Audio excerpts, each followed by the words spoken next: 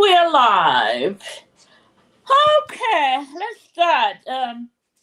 It's what's this? The 30th, I guess. You know me and by Chanda Chilufya, we're forever fighting about the dates because none of us can keep the dates straight. So it's March 30th, You know 2025. what happened this week? I thought I lost a day during the week. Uh-huh. It was a Friday, and I was like, "It's Friday today." I only Yeah, realized it. I only I think realized it. it's just it becomes a little, I know, but you know what happened was I only realized it when I was stepping out Panga and I was getting out going for work, and I saw garbage bins all over. I was like, "Oh, it's garbage day," and it's always on a Friday. I'm like, "Oh, damn." Me, yeah, I was to thinking be. it was a Thursday, you know, Well, and I was sometimes like, I've "It's lost two Friday." days in between. And I forgot to do my garbage as usual. Oh my god. You have to work another week. Okay, what was March 30th, 2025. And we're here on this wonderful little podcast of ours every Sunday where we just, we give our thoughts and views on the main happenings, breaking news from the motherland. And here today to escort you in these 2 hours or so, hopefully under 2 hours, if Batanda Kazia will allow me. Hey, my name is Kalinda. I'm here in Indianapolis, Indiana. And so let me allow my co host, like I always say every week, the most handsome, the most talented man on this podcast. Mwina tu gasing if you have I'm trying to bring you good luck. Um, Bartender Shilufia, do your babuzelas, please. Yes, ladies and gentlemen, thank you very much for joining us or taking your time out of your busy schedule. I know most people are very busy. Just to sit down with us on a Sunday and discuss some of these important issues that are related to the governance of Zambia, and the rest of the world. So we thank you very much. My name is Chanda Chilufya. I'm of course broadcasting live from Ontario, Canada, and yeah, let's have a healthy discussion. Of course, we got so many participants that are here and want to share their views, just like everybody else. And of course, like I always say, we, Abantu, the Bantu speaking people, that's, you know, well known from various languages in Africa. We all call ourselves, Abantu. Doesn't matter whether from the east, north, west, or south. It's all about, the Bantu people, and we're just one people with one voice. And the main concern is the country of Zambia and the rest of the world, Africa in particular. So let's embrace that and give it a voice and educate ourselves so that we can develop or move forward and see solutions that we can provide for the next 21st century. In all these politics and economic issues. And of course, we obviously aligned with the Red Tag Media, and we got a lot of people that follow us.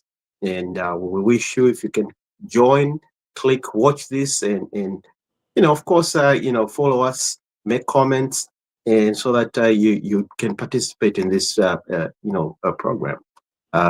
Thank you very much. Okay, and like every other Sunday, we are with our other co-host. Let's start with the lady of substance. Do your Babuzela Zuko, and then we go to the one and only resident PS, the beloved one, the most humble on the podcast by Chanda Kazia, and then of course my brother for me, the most intelligent, handsome dude out of Mumbai, of course, the dog himself. In that order, do your babuzelas, please, before we start. As Violet usual, Sarah, did you unmute? Oh, go yeah, ahead. as usual, I'm in Washington State in Seattle, and I'm a Zambian, and I've been here just 4+ years, and my heart is still in Zambia. My umbilical cord is buried in Zambia, so I feel like I should participate in everything that's happening back home because my family and my Mukoa, my clan is in Zambia. Ifetu Iwenansofu, the Njamba. So we are here to discuss and see the way forward, and if our discussion and our involvement can make a difference in the country. Thank you. Vakazia. Well, thank you very much. Welcome, colleagues. My name is Kazia Chanda. I am a Zambian, but living in Bakazia mule Canada. muneka kupa photo. Elo Ah, mulira suma shaka from stamina. awa panishi ndi mumakolingo nga mwamunefe. So, Muli kumalira ngoma. awe ndifye yeah, nishishiri hapa suma pakati I can jump into the video. So I would love to see that. Na kutarara sana so nimfuara sana if you snow. So if I showed you maybe just a bit of that, let me see if I can, so that mumona dina kutarara sure. Let me see. You see, so this is the way I am dressed today. It's really cold. Wow. Yes. Are So you kinda- fishing? Efe mie bati mukese mkwikala kuna agra kukali chala sano. no, the goodness is that it's just very soon Nishiapwa. I think next week we are going to have plus 10 and things like that. So we should be good. Okay. So I'm former permanent secretary and labor commissioner, and also former director of National Prosecution Authority. I worked in public service for over 28 years. So I have some bit of knowledge about how the civil service works, and also how government systems work, because I implemented most of the government systems in terms of policy, in terms of legal framework. And usually when you're at permanent secretary level, you kind of have a knowledge about how government systems work. And you can play a critical role in terms of advising government where they are doing wrong. But as usual, this is where politics take their turn. I don't know how many people are ready to listen when you say this is not the way policy should go. But they always want to learn on the way. So at times they get their fingers bent, and then they come back to learn what they should have actually even maybe learned 2 3 years ago. So let's have a conversation and see how it goes. Thank you very much. Right. And my bro, Doc. Okay, my name is Mitchell Chkonka, the humble son of the Sala people of Zambia. I'm here in Indianapolis with Wakalinda, and it's been a very interesting time to join this group every Sunday. When I miss it, believe it or not, I feel like I've missed a lot. But so I go back and watch it on the recorded ones. Like I should have been in this conversation. I should have been in this conversation all the time. But we learn a lot. I would just wish that most people actually did know how important this platform is, especially where exchanging of views and even making an understanding of why someone else's thinking is going in a certain way. It would be very, very good if everybody kind of participated into it. So, I mean, given what we have, I think let us who are cultivating we can get out of it, continue doing it, and I'm happy to be part of it. Oh, great. Great. The And more just the merrier. to maybe just to capitalize on what you just said, I wish everybody can come in and join us, but let's all share. Like, we all have our own platforms. We can share. Your friends, tell your friends so that they can tell their friend, and they can tell the other friend, so that they can come here and join us in every Sunday. So it's a matter of communication, maybe, some people mostly people, like especially here where we live in the diaspora, are busy. But Sundays, I think you can spend a little bit of time, to unwind and talk about certain issues like this. And let's just share with friends and tell them that, guys, on Sunday we can come and sit down and discuss these issues. Thank you. Oh, Yeah, I think we great! should. Well, yeah, let's get the show started. With no other than. Let me start a preamble this way. It seems to me that Zambia, Fridays has become really a day when people are not sleeping, or they're always leaving their offices worried about, especially those that have been appointed by HH in the last 3 years. Like for whatever reason, as an Adventist, typically for us, Fridays we're supposed to be just an easygoing day. But then, in welcoming for us the Sabbath, that Bali, a well-known Adventist, decides to pick that very day to fire people. So this past Friday, of course, we did hear of the firing of the Mazabuka lawmaker, who is Gary Kombo, as local government minister. And there were no details to why the lawmaker was fired to begin with.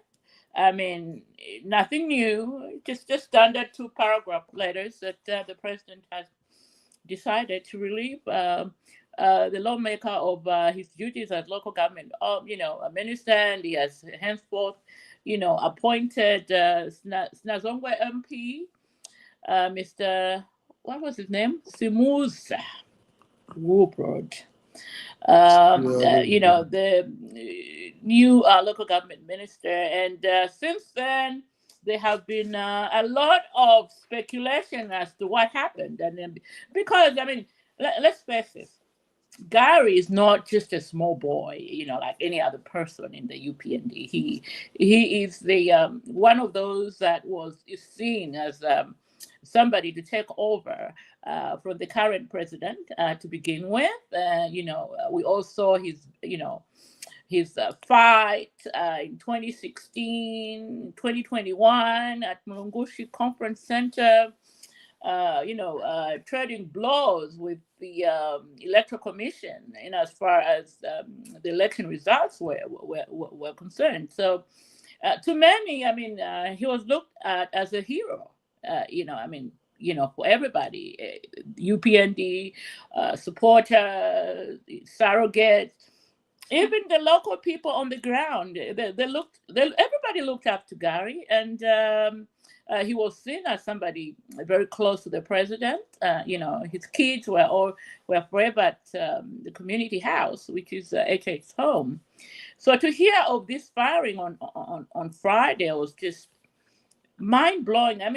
If you look at the history, he becomes the second cabinet minister to be fired after the former information minister, Tushi Kasanda, who was fired barely a year into her reign.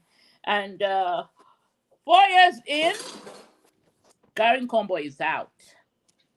Gentlemen, and no, before you come in, Gary did issue a statement, actually, saying that he remains a party loyalist. For some of you who don't know, he's chairman of elections within the UPND, so he will be in charge of choosing who runs where, MP, district commissioners or chairperson that they are known, mayors. He'll be in charge of that.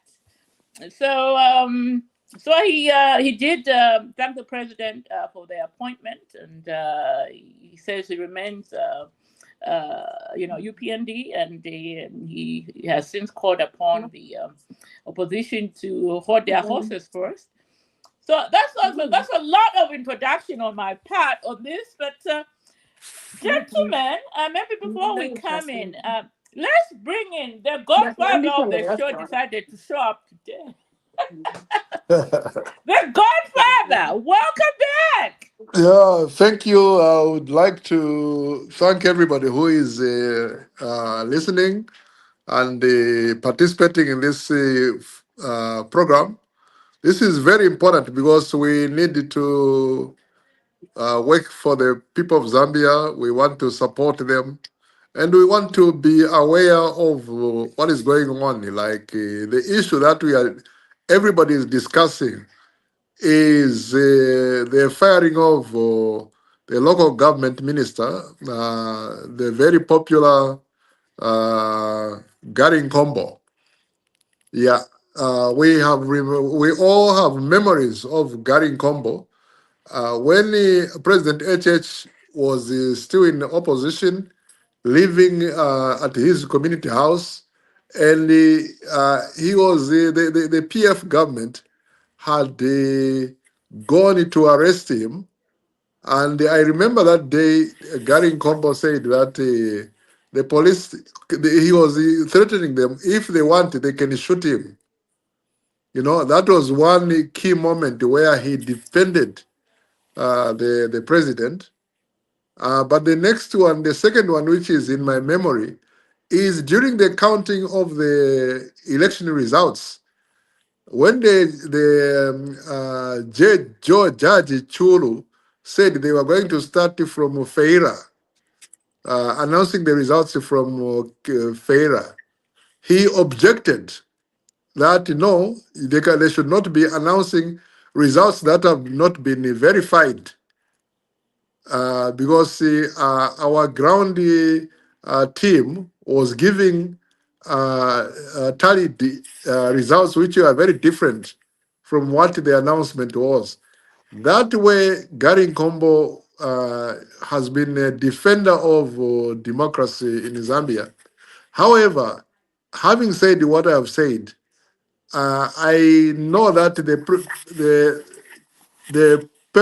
word, I can't pronounce the word, prerogative uh, of Prerogative. yes, of firing and appointing. It lays in the president. Mm-hmm. The president did not justify the minister for nothing.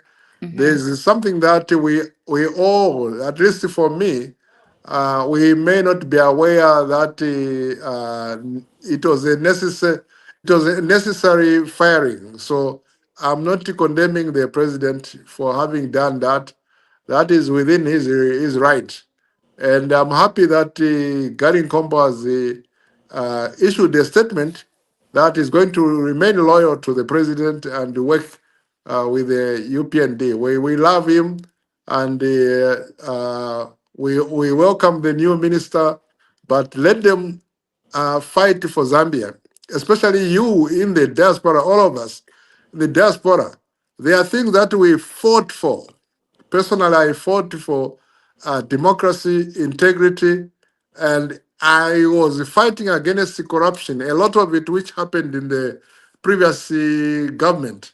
So if there's any semblance of that, even within our party, we don't want it. Yes. Well, thank you, the godfather of the podcast, for those sentiments. And let's bring in, how about we bring in somebody who's joined in? I believe this guy is in, oh, he just dropped off. I wanted to bring somebody from Zambia to give us a perspective from there. But let's go with the doc. Doc, the firing of Gary. I mean, it's just sent shockwaves in Zambia right now. I mean, it's something that we've been discussing since Friday, you know. So what could have led to this firing? Was it a case of Gary being caught in the cookie jar, or was it something beyond what meets the eye? Your comment, Doc. Okay. Well, I'll take it from here. I have received this with mixed feelings. I know very well that, just like Uncle Musanji just said about the the stature of Gary in the UPND, pre-government and currently in government, the power he had, we already knew, and we all knew and know what he was.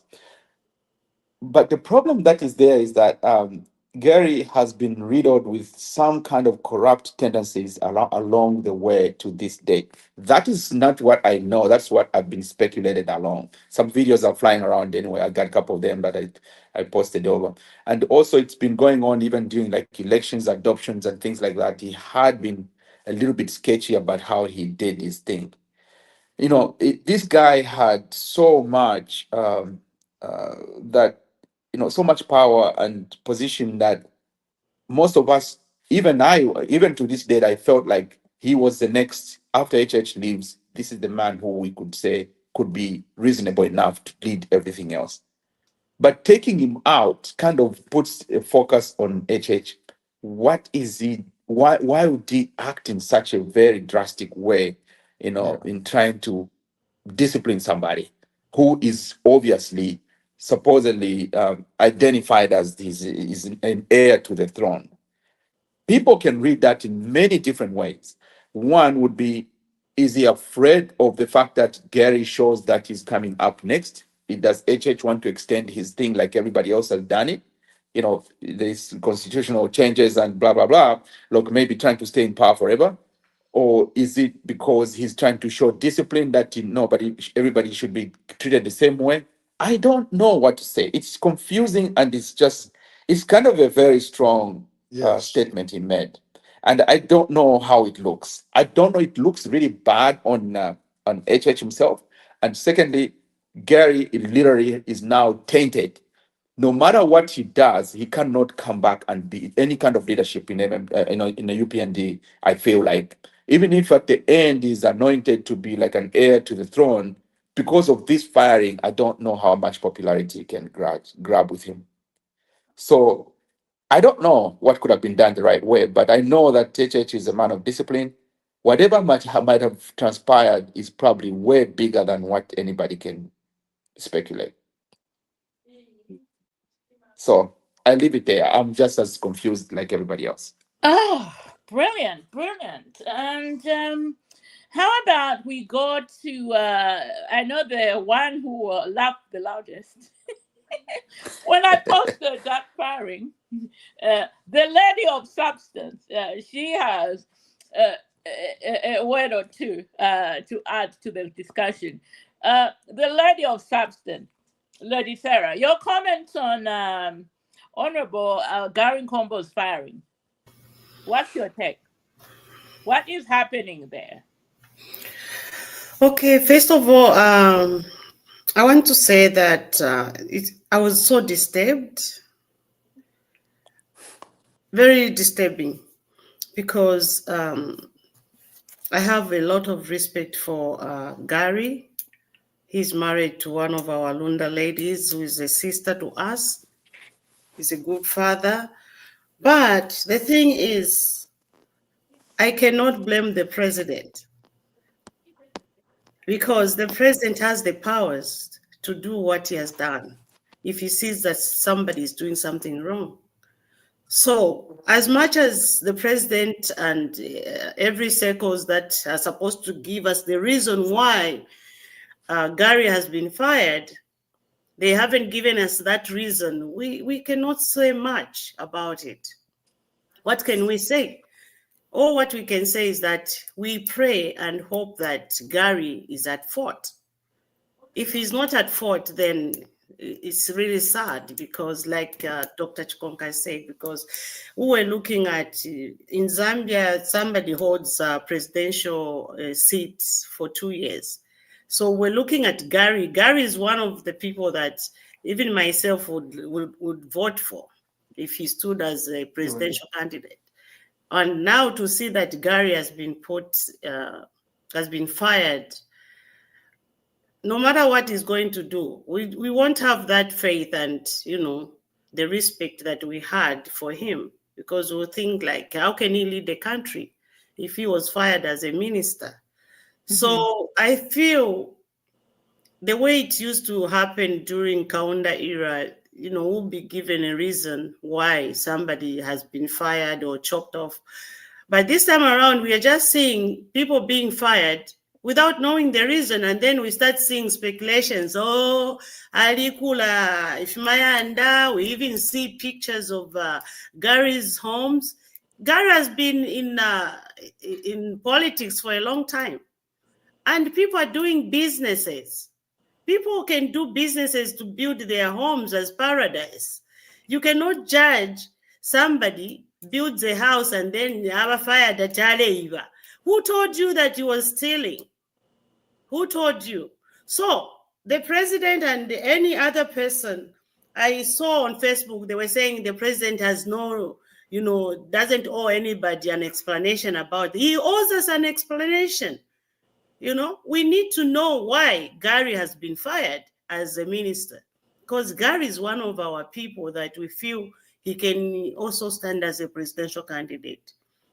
So is it that the president is scared, or he has heard rumors, or Gary is showing the muscle that he can stand as a presidential candidate under UPND, and then he gets scared and then fires him?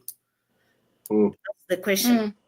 Thank you. Well, thank you, Lady Sarah. I mean, there are also rumors that Gary, over time, grew big-headed, and as far as him having, built, a mansion. I mean, unless if you don't know, Gary has had that mansion in the last, I don't know, 10 years. If you go on your YouTube, had his daughter, I think she does this socials. She's been posting about that house the last 10 years. So that doesn't even come into equation. I've seen pictures on that. Let me bring in, I think, somebody in Zambia who may have a more inside look than we do. Chitumba Simukonda, your sentiments on the firing of Gary, and I'm hoping you're in Zambia to add your thoughts on this. Your comments, sir. Oh, thank you very much. And how are you, everyone? Yes, I'm in Zambia. Go ahead. Yeah, thank you very much. Welcome. Welcome. Yeah, thank you very much. Yeah, actually, it was a shocking. Yeah, and I think what I can say that this appointment job, yeah, the president appoint and disappoint, so we can expect anything. Yeah, but for God, I think we can speculate. There's a lot of things which is going on social media. This is this, but we don't know the reason. Maybe as time goes on, we are going to hear the reason why Gary is fired. But I think for me, I have so much respect for Gary. I think when I started following him in terms of politics, I think I have a respect for him. Yeah, it was a shocking. I think that is what I can say. Thank you. Oh, thank you, Mr. Simkonda. Well, let's go to now the man who's been too quiet, and my goodness. By resident representative. You come in. Because I know you have something different, way out of the south. Of course. But you see, firstly, how I wish Mamusanje was not here, because I wanted to say something. But I will say it anyway, because it's very important to say it. And I'm going to tell you the reason why. First of all, President Saja Irika, you should know that. Any president, Saja Irika. Say that again, Yachi Pitati. President Saja Irika. Which means you can't be familiar with a president. It doesn't work that way. The moment is given that seat, you can't be familiar. You can be familiar, and all the things that you guys are saying from the support base of saying, he was very critical, he was this. It ended the moment that the president was sworn in. All that doesn't matter. What matters is the information that the president is going to have. Because, and I want to believe that it's not a scandal that Gary has been fired over, because there are scandals that we have been talking about and nothing has happened. And I'll give you examples. Number one, Kabuswe, a scandal where gold turned into copper. Masebo, 65 containers of medicine Now it found itself in South Africa. Kapala, fuel. It was a question in parliament there. They asked him, why are you giving agro fuel? Which was just, the speaker asked him the question, did you hear the answer? It was because the PF gave them. Number 3, you may look at Mutolo and the agriculture. So the scandals are written there. Gary, of course, has a deep fingers in the cookie jar about the ambulances that have not yet been delivered. I don't have a problem with all these. I have a problem with the replacement. Now, this is why I said I wish Musanje was not here. Because people like Musanje should be the one to be Minister of Local Government. He has a master's in development from Cambridge University. Look at what he has done in the constituency. He's one of the success examples of how constituency development can work. Look at what you have done there. People even start exchanging offices before swearing in. What kind of working is this that you're talking about, colleagues? So Gary might have worked, yes, he might have worked, but the president reserves the right. All of us who were fired, I was fired myself. Was I ever told why I was fired? No. It is a simple statement. Oh, the president wishes to appreciate what you've done. He has terminated your services, and you move on. It doesn't feel good for those that were, even me, No people were reason? asking. Yeah, I'm there sorry. was no reason No given to me. reasons? There was no reason given to me. I still have my Are you dismissal letter telling me here. it's a standard that there are no reasons given all the time He may when you're choose to fired in give the reasons government? or not. Let me tell you, Achanda, he may choose, he may not choose. You don't even ask it. I have a termination letter. I was fired. There is no reason given. Other people were asking, why was I fired when I never 8 years, I was no industrial unrest in the country, or I had changed the laws, the ones that were pending. I had a track record of success. I had 0 audit query for 2 years, but I was fired. Does anyone who have that? You move on. So Gary has been fired. The only thing that is there is for him to move on and be able to support you as a party and stuff like that. But I have a problem with No, no, no. We hear you, Mr. Himani. Vamata, can you put your mic on mute? Then finally, Kalinda, you see, when all that has happened, if Gary has his hands in cookie jar, he will be investigated. And if he's wrong, the same principles that you've used for others must apply to him as well. So, Kuchitafe wish Gary support from the background that he said he was going to support the party. But to see that the president owes us an apology, owes an explanation, he doesn't owe us one, because he has fired 1 million people without any reason whatsoever. No one has ever been given a reason once they've terminated. He terminated this guy in Wapula province. What happened? He terminated Kasanda. What happened? Did you ever see the reason for his termination? No, there was nothing like that. So I think we must be able to move on and say he has appointed. It's a replacement that we must be able to discuss. Is that the right person that has been appointed? What does that person know? What is it taking to the ministry?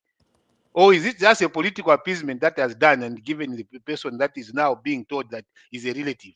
Is it now creating a family forest? So those are things that you must be able to speak to. So for me, there are bigger scandals. There are bigger things that there are big people that should have been fired.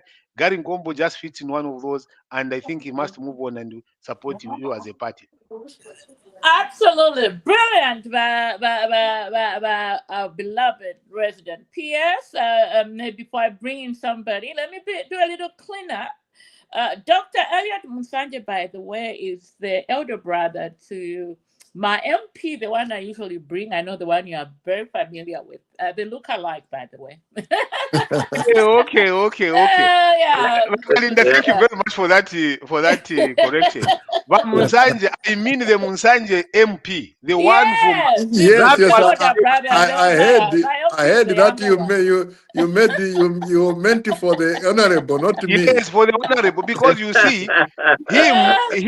him understands development at community level. That is why he was probably better, even if it was going to be the same talk. Now you see, we have polluted our minds in Zambia to think about when the president appoints, you are thinking about which region is this person coming from. But look at, if he had appointed Musanje, the Honorable Musanje, I would have had no problems with that. But appointing that one, no, Vanene, it's not working. So for me, it Yeah, doesn't okay. work. Okay. Okay, well, That's let's your move opinion. on. We do have a lot of participants today.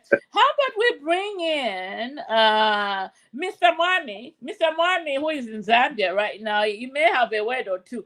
But Mr. Mwami, from my father's village in Shikaten, why has Gary Combo been fired? I welcome all of you. I'm late. I was just driving from town. There was a bit of a drizzle. It rained briefly, and all is well. Mm-hmm.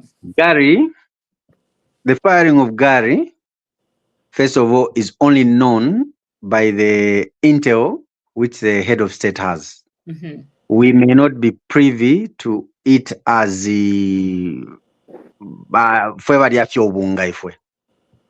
there are people that know exactly what Gary did, which must have not gone down well with the president. He must have looked at a lot of factors that put maybe his name at stake, the party at stake, the government at stake, and even the reputation of Gary.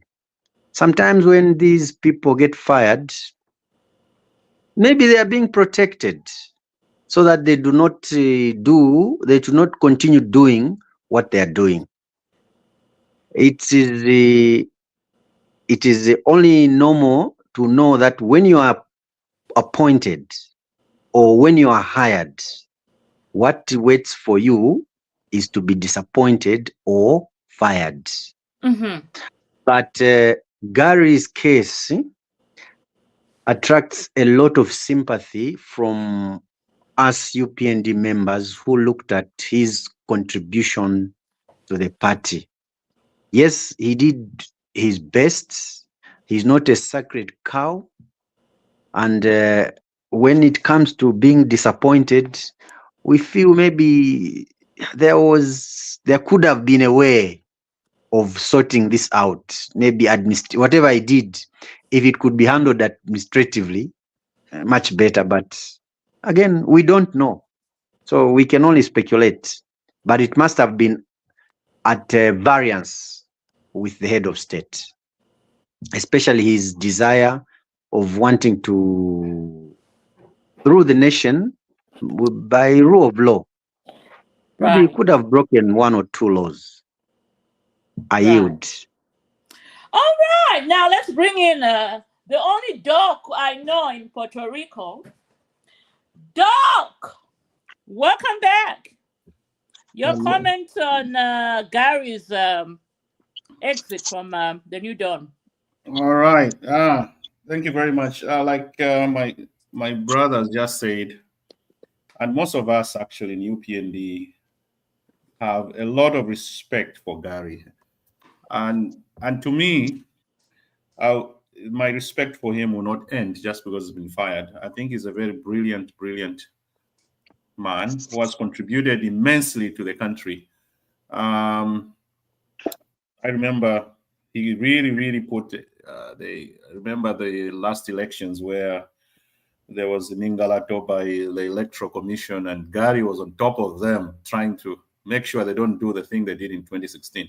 Mm-hmm. And without him, I think they would have rigged again. Okay, but they were really put on. So Gary will always remain, have a special place in my support system of politicians in Zambia.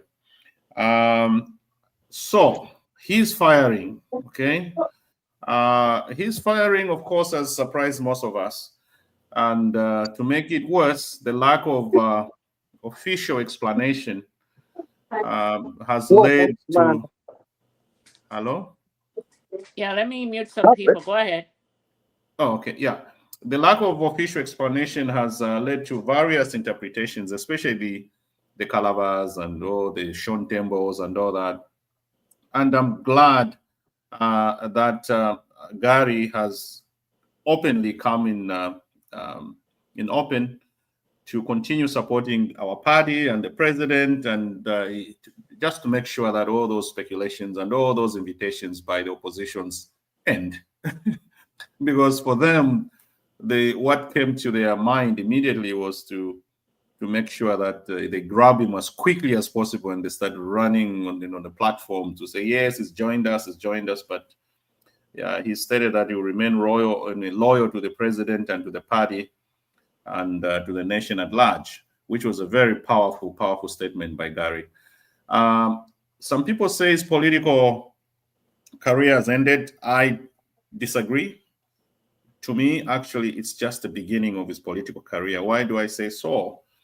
It's because unlike the Kambwidis and the GBMs and all these guys that were jumping bots from one party to another, Gary is not the Kambwidi type who leaves the party or gets fired and then starts insulting the other camp.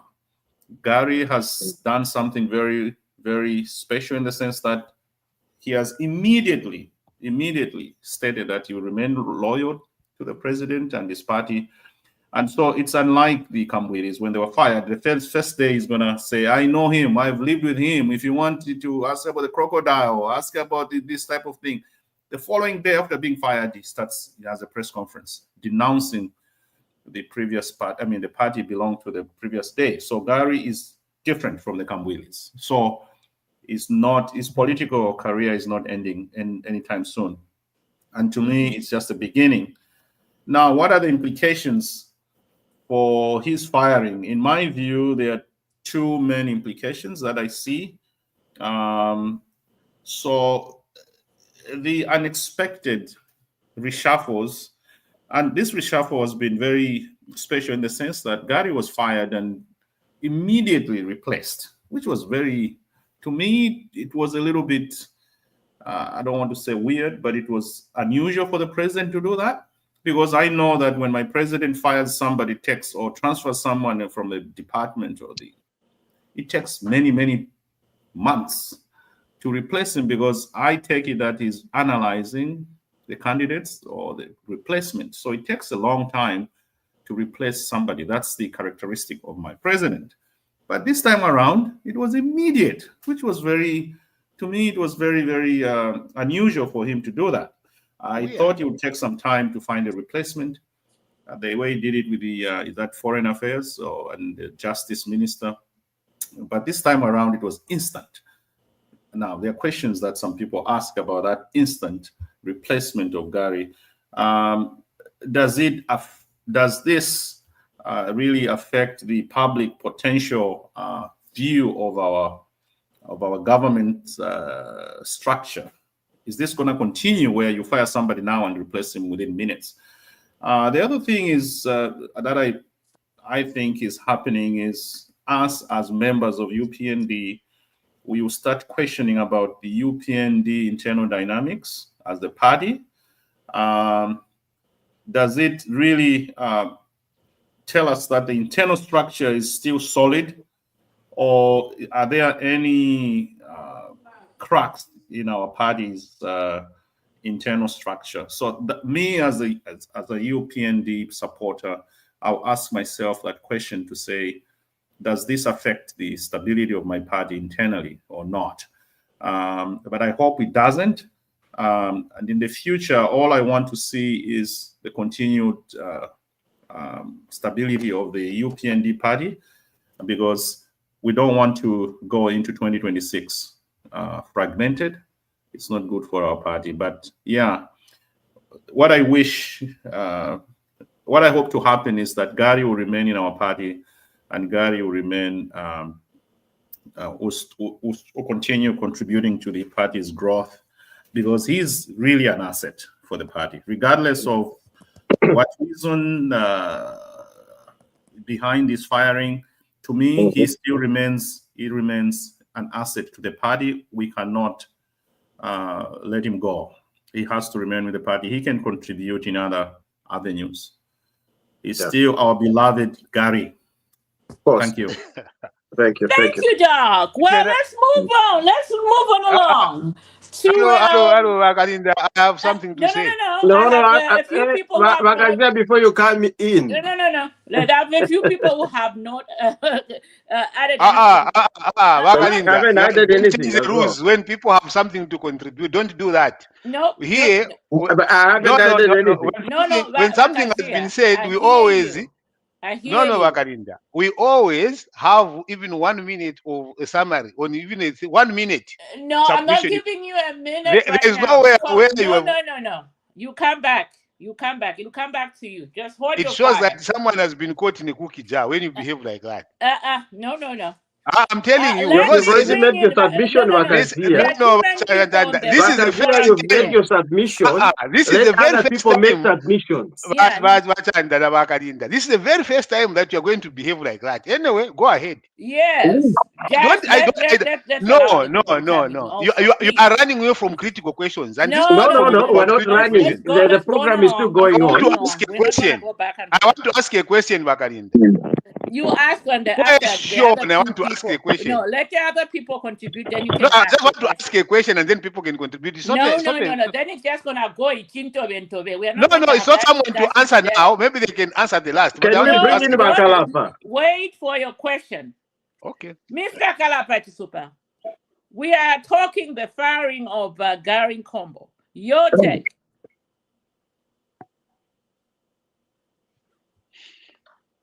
You see, you send him off. All right, Mr. Francis Combe is back on a sunny day. Your comment on Gary Combo's firing this past Friday. What's your take? Thank you so much, moderator. Good afternoon to everyone and to all the viewers out there. I have very little to say because I think we haven't heard the reason why he was fired. Mm-hmm. I want to believe the administration or State House has a reason why they've relieved him of his duties. And I'll just would urge everyone out there who is commenting on it to simply wait and let's hear the reason why. He is one of a very powerful member of our party. So when we see such a thing happen, I think it's advised to just wait and hear the reason why. We should also know that the opposition will feed on this. They are throwing in stories and assumptions, and those are just assumptions. I want to believe that there is a very, very good reason or a justified reason why he was relieved of his duties. And it's sad to see him leave the group, but we also have to understand that any minister who's appointed to cabinet serves at the mercy of the president. So the president has the right to fire and hire, just like he appointed all the ministers. He didn't ask us. We demand things from the president, and we give them that power to choose his team. So if they fail as a team. If they win as a team. So I think I'll reserve my comment for now until I hear exactly what transpired. Oh, great. All right. That's Lufia. Yeah. On this one, by Gary Combo, I think we're all disappointed or shocked, just like any UPND member or supporter or contributor. We all are shocked because it's something that came to us in a blow, and everybody is asking what reasons are. Why would the head of state fire one of the key pillars or key members of the UPND government, which is Gary Combo? And if you look at the history of the UPND from the opposition, they've been fighting tooth and nail to make sure that the UPND government is in power, or to make sure that HH is in power. And I think I'm trying to think, like, is it corruption? I highly doubt it, because Gary Combo, just like most of the UPND, ranchers already have money. Okay, these are ranchers, people that they own a lot of cattle, and they have already been making money in the beef industry. And for somebody to claim it's about corruption, I highly doubt it. It could be something else. Now, maybe the circulation, or what people are saying, it could be a political power move. Who knows? Okay, but we know that the president will not be a president forever. Okay, and for if Magarin Kombo is saying he wants to be the next president of the UPND, then there's nothing wrong with that, because that's why this is a democracy. And that's why in every country or nation, there's democracy. Even in the party, our own party, the UPND, there's democracy there. So if we had to go to a convention or a general assembly, however you call it, let people decide who's going to be the next president. But have we really have information on these facts? No, we don't. So these are all speculations. And I think for now, it's good to speculate, and it's good to think why the reasons for his firing are there. But what's the larger effect? The larger effect is that most Zambians will be asking questions, and these questions will be on for the next weeks. I think the president needs to, or the government needs to produce, or rather, simplify or give a comment on this issue, or give an answer to the people of Zambia, and tell them, like, look, this is the reason that we've done it. But Wakazia is telling me that when you're fired, there's no explanation, right? But this could be a unique situation, because because of who Bagarin Kombo is, and the contribution that he has done. So we need a formal statement from the government of Zambia to give us, to say the reason is this. Then the people of Zambia will have their mindset to say, oh, okay. Kanshiba Bakazia was planning this, and this is the reason why we fired him. What? So I'm just giving you an example. So this is just an example. Wakalinda, you're mute. I'm just giving you an example. So in any case, we just at this point, we're just speculating. We're just speculating. Nobody knows why. Okay, even what I was saying, it was just an example. I'm just giving you an example. I don't know if you misread the example, but but here's the thing: the president has the right to fire and hire. Those are he holds that in his hands, and anybody can be hired, anybody can be fired. Who he hires, again, it doesn't have to be a subject of discussion, No, to say, that one is a subject. Why have they hired the they should have hired the no. That's not the case. The main thing is this: somebody has been fired. What are the reasons? Can we find out the reasons why that person was fired, other than we concentrate on who has replaced him? Replacements can be temporal. Okay, you can put somebody in a position just to say, okay, you know what, while we're waiting to find somebody else, let's put you here. So it can be temporal. Is that the policy of the government? Through No, the no, chair. anywhere in the world, like you can go even Let's not in have a companies. back and back forth. There are a All lot right, of people also that want to participate. Let's, all right. Can you just Thank respond you. on I end what here. Richard I end has here. said? wrap I it end up here. too. Shenko, wrap up. They want me to respond to what he has said, Bakalinda. Is that Yeah, I okay? also You would want ask to your question respond. and then you have 1 minute to respond. Okay. I'll combine both. Yes. Vachanda, I never said that the president in all cases cannot give a reason. I said he's under no obligation, which means he chooses when to give reason or not. And by the way, to start to think that, oh, God is a special case that must be given reasons, that is not right. Gary is a citizen like any of us who holds power and who has a constitutional office where he is appointed and disappointed in any similar manner. You never raised those concerns when Chushika Sanda was fired. So Gary Nkombo being a good member of your party does not guarantee that the president has to give reasons. No.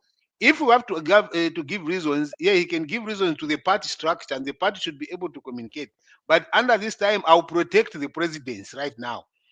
I'm protecting the presidency that there is no obligation whatsoever. And he should not be appeased into making a disclosure that he doesn't want to make because you people are upset about Gary Nkombo's firing. No.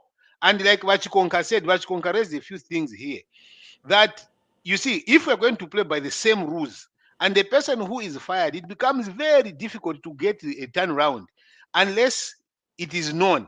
But usually when you are fired in this way, Gary has been fired, there is something brewing. And when you come and know yourselves here on this platform, you may even change your view about Gary going forward. So be very patient about why he has been fired and wait for the reasons.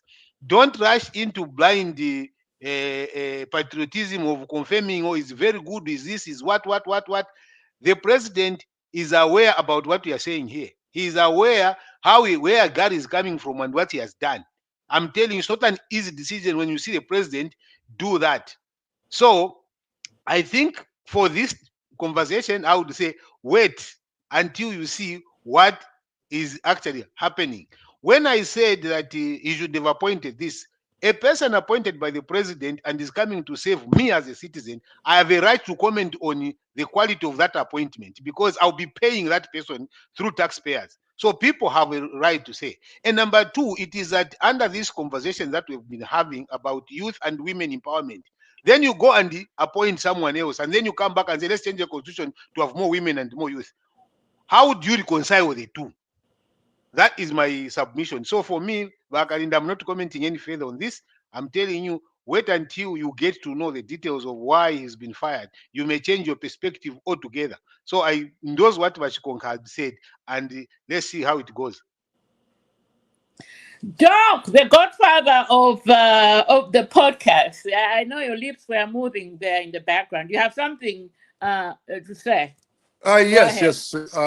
I wanted to remind all of us why we voted the UPND into power in Zambia. We worked very hard. For some of us, it is too many years. From 2001, we fought very hard until we got it in 2021, after more than 20 years.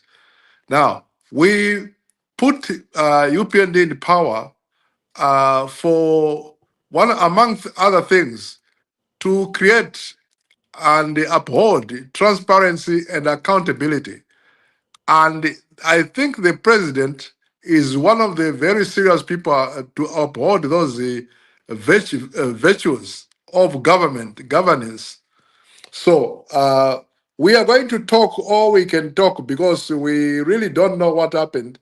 But let us just make sure that transparency and accountability is remain the pillar of UPND governance. You remember there were issues. For example, somebody came and said that the PF, the fire trucks, which were ordered by the PF, cost $1 million each. I mean, we are not stupid, please. Those fire trucks did not cost $1 million. They cost around $250,000 each. So that means the $750,000 went into somebody's pocket. Now, we don't want such kind of things in the UPND. So let the president have a leeway to manage this party, and we will give him 10 years of leadership to continue to be our president. On my part, we will continue to support the president. Great. All right. Shall we move on to the next topic? Can I Before comment you, just 10 seconds, or moderator, just on that? Yes. before you move on, Let's move on. 10 No, seconds. let's before you allow move that on, Bombe and then Legisera in that order. okay. And then we move on. All right. Thank you so much. Yeah, I agree with everybody, but I think there are two things that happen when somebody's fired. It's either they are told first why they're going to be fired, and then they're fired, or they are fired and told why. The latter is exactly what happened in this case. The reason being the way Honorable Nkombo did the video of welcoming the new minister and the comments he made clearly shows that he doesn't know why he's being fired, because he says, I'm disappointed and all this. And he parades himself as, hey, I'm not bitter, but I'm disappointed, and this is what I've done. So what I expect in the coming days, because he did that, he's going to force State House to release some of the reasons why he's being fired. But I also agree that the president is not obliged. The president is not pressed to give a reason why he's been fired. But I think Bankombo shooting that video clearly forces State House to come out and leak information. I think that I should believe in the next few days they will leak information, and then we'll get it. Great. Lady Sarah. Okay, yeah. So as much as we feel so disappointed and angry about the firing of Mr. Gary, Mr. Nkombo, we want to tell our politicians. You see, everybody is saying that they had faith in Mr. Gary Nkombo. You know, he's one person that we could even think of taking over from, when the HH's term is finished, the two terms. So the politicians, you see, if at all Mr. Gary Nkombo did something wrong, we are urging these politicians, please stop doing things that can put you in a situation whereby even those who have faith in you lose respect and the faith in you. Because this is very disappointing, very, very disappointing. If at all Gary is guilty of anything, it's very disappointing and we are not happy about it, because he is one of the people that I, for one, would vote for if he stood as a presidential candidate. So that's what I wanted to say. It's very disappointing. Okay. Well, disappointment or not, the podcast move on, shall we? You know, I mean, this government, I mean, I'll be honest with you. When this new government came into, power, there were some offers. Some of us said, no, we cannot, because I just have a big mouth. I can never work for any government whatsoever. You can. There will be conditions. There is a way you will be treated there. No, I cannot. I'm very open. Actually change. You change someone's way and perform. I cannot. Will not work for any government. You see, these things were there. But you know. No, back on the to date, I don't know why I was fired. I'll be telling you the truth. I don't know. Nobody told me up to today. They just receive a letter, you hand over, and you move on. And you are lucky if you have people that can speak. You know what? Tell us why you're fired. It does not arise. The president is under no obligation. Can maybe in a crime scene, then he can say, I'm firing you for this. But like you said, he ignited. Maybe in the next 2 days, we're going to be able to hear what has transpired. But if it is scandals, there are bigger scandals where people should have been fired. The time we're talking about here, and all these scandals are quiet. I have given examples. 65 containers, agro fuel, copper, gold, and they are quiet. These are huge scandals, and people look the other way. Why are these? Anyway, let's move on. Point taken. Let's move on. Let's move on. But for me, really, Mamacha hasn't even spoken. no, Mamacha, I think Mamacha is around. spoke. Let's Okay, move on. let's go ahead then. Yeah, I think for me, really, going forward, I expect in the next few weeks, the next person to be fired should be the Mines Minister, Kabuswe. I mean, I've been saying consistently, there's too many things going on at the Ministry of Mines. We can't just be look the other way and think that, oh, Bakalapa is back. Bakalapa, you have something to say? Okay, maybe he's just listening in. He's just listening, probably. Yeah, so shall we talk about then constitutional review? We had a roadmap that was announced this past week in Parliament by the Justice Minister, Princess Kasune. I must say, she was very quiet until I heard her speak this past week. And I should say I was very, very impressed. I wasn't sure about her appointment, but she proved me wrong. So we had the roadmap, disclosed to the rest of the world, and Tonse and everybody else reacted, saying, no, over their dead bodies. They do not support the constitution being changed a few months before election, which in this case is just a year. I mean, from my understanding, really, listening to everything that was laid down in Parliament, of course, the bigger takeaway was the delimitation process, of course, where, we know what that means. We spoke about it last week. And also the everything else seems to be progressive from where I'm standing, because they were just tweaking a few words here and there, but the instance of the Constitution stays the same. Okay? Fantastic. And now I'm sure the August House here, you have a time to look at the Constitution and, the roadmap that was laid down and the proposed amendments.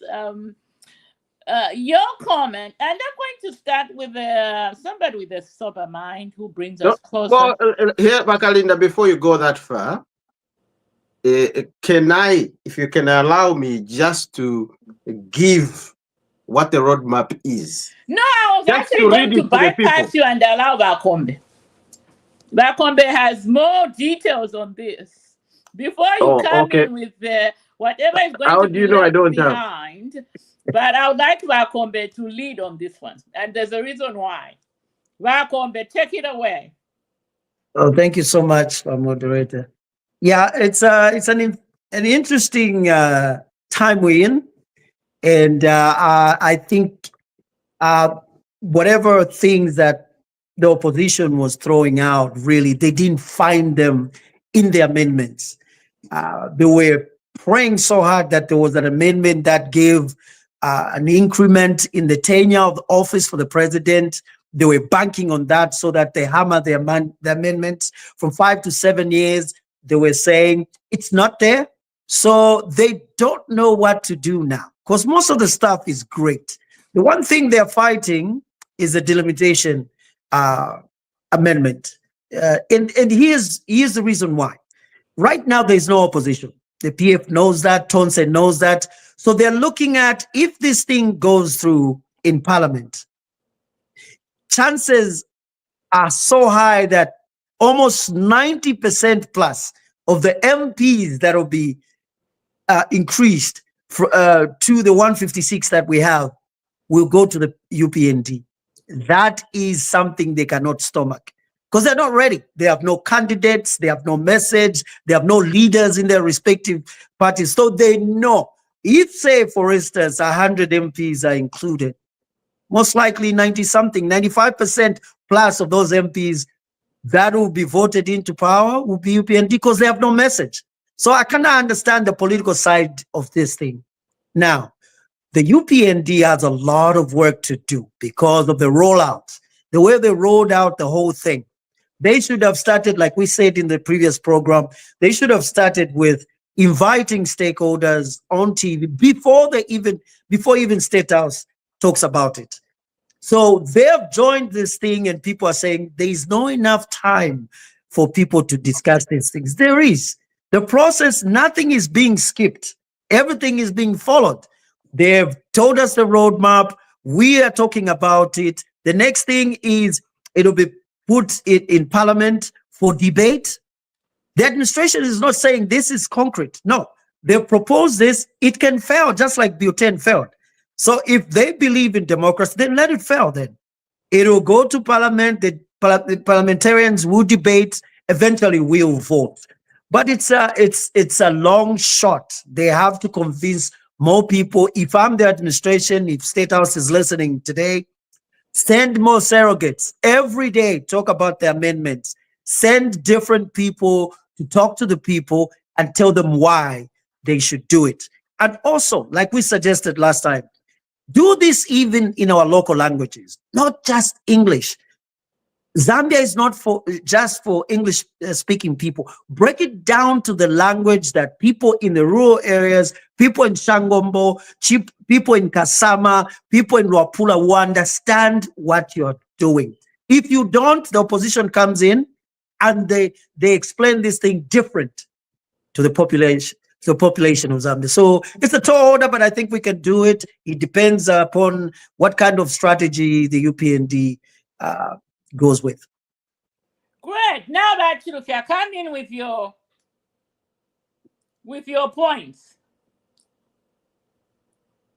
Yeah, no, I just wanted to just to direct the roadmap that has been aligned or been presented by Princess Kasuni.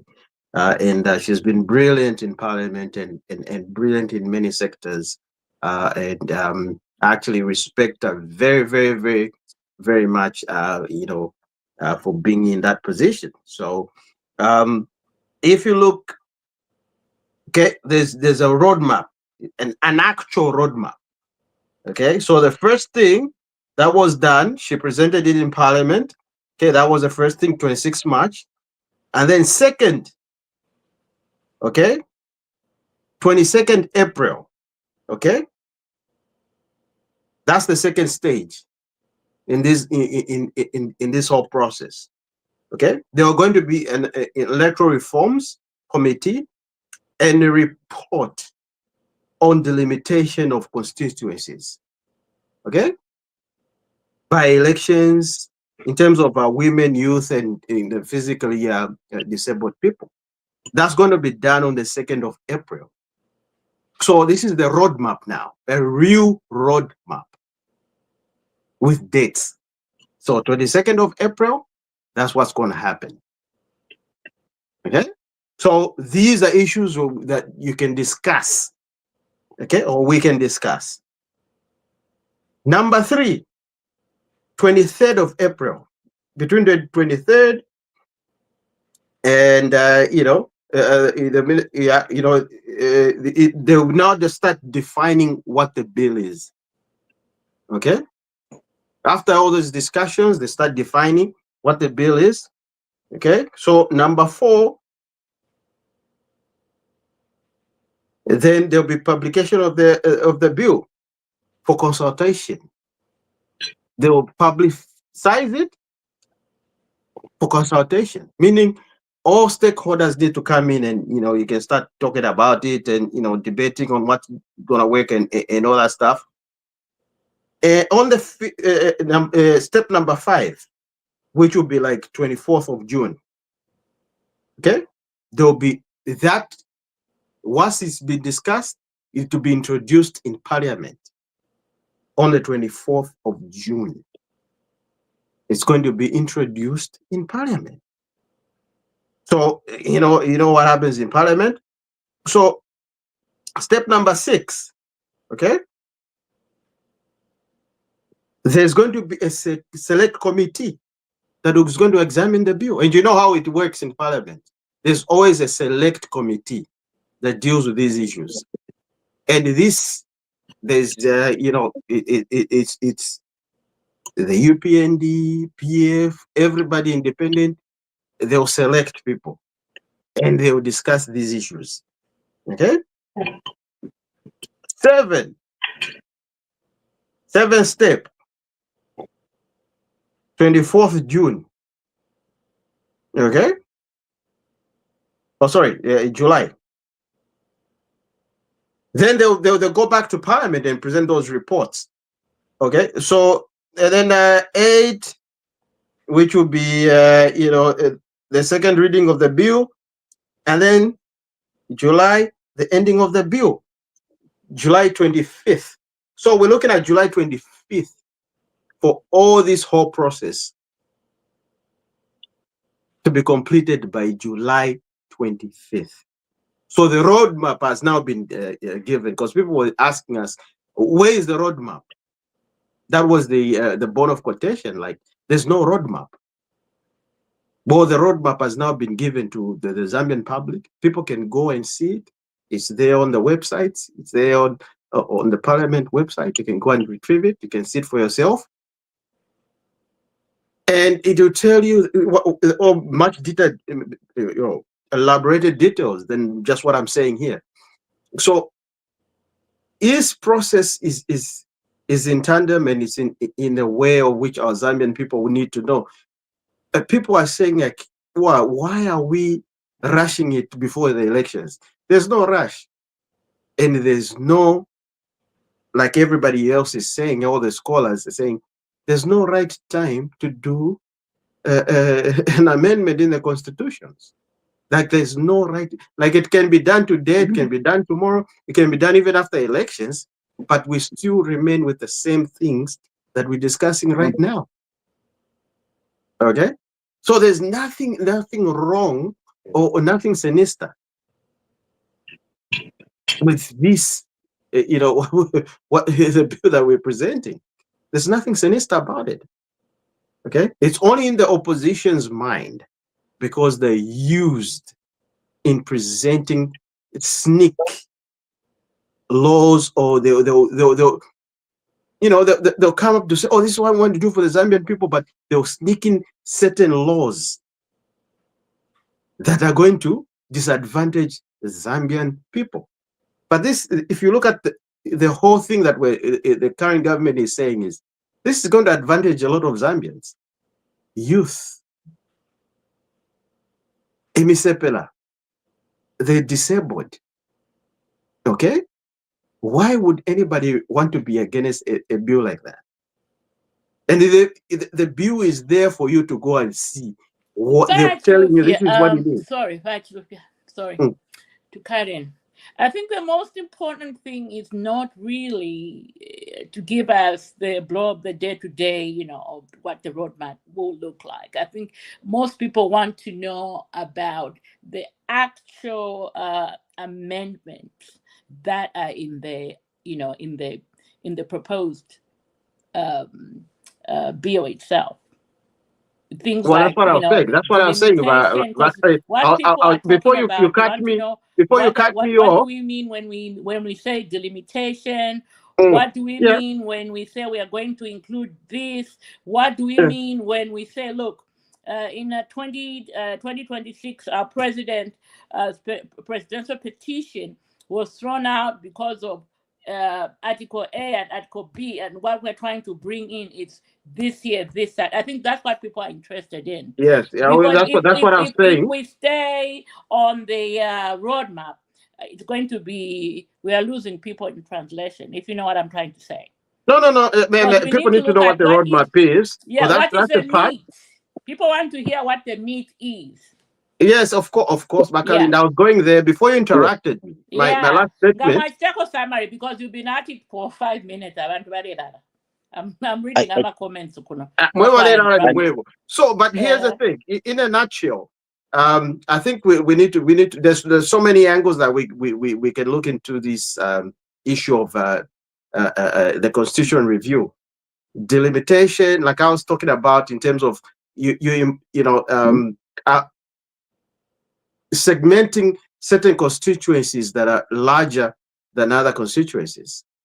What are we going to do? Or why is it important for the Zambian people? Or why is it important in, for example, Binwe Mpundu's constituency? Because he's been claiming to say his constituency is very large, that CDF doesn't work. So we're saying, look, if your constituency is so large, why don't we break it down maybe in two and say, this issue is going to happen here. We're going to break it down in two. And what is the benefit of the people in Binwe Mpundu's constituency? More people will be employed, more people, more teachers, doctors and nurses, because instead of having, for example, right now, what is CDF about? What, 30 million with thereabout? Now, if it's going to be 60 million, so 31, you break it in half, and then it'll be, instead of the whole 30, it'll be 60 now.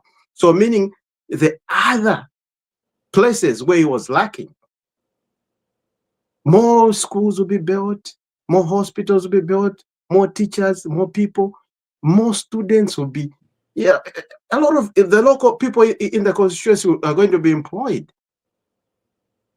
So that's the benefit of having it, this delimitation, or the benefit of having it, presenting this delimitation, but of course, a lot of people have got something to say, including Wakombe. I rest my case.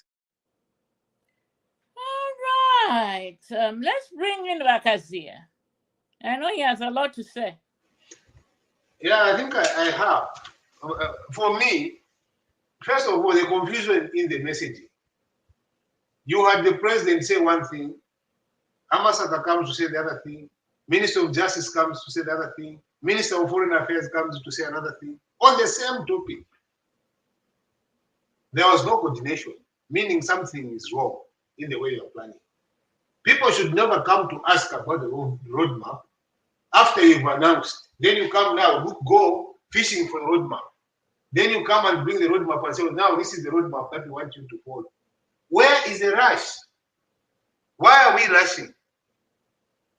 Secondly, everybody, lower state of Zambia, civil society, most civil society that have been part of the UPND, supporting the UPND, at the time the UPND was forming the government, they've said, no, hold this one on. It's not a priority. It's not a priority. Why is it not a priority? The cost of living. The cost of living. Look at just the amount of just the suffering that is going on. You colleagues know right now that there are competing needs. You have employed over 70,000 teachers actually, over 40,000 teachers that you employed. They have not been paid. They are settling in allowances, subsistence allowances. They've moved on. They are not being paid. The separatists, like the Sarah right there, they have not been paid. The money that is supposed to be given there. The public service, pensioners and everybody else. Look at the cost of running the education system, the cost of running the health system. And then you go and say, let's delimitate and add the cost to government. What cost are you adding? If you add 90, mind you, that's a 90 brand new vehicles you're putting in, 90 brand new offices and support systems that they're going to create around those. And for what? To just go and say, yes. Then we give them money like that. When people are telling you, as UPND, stop this process first. It is a good process. Nobody says that the constitution making processes must not be touched. It must be touched.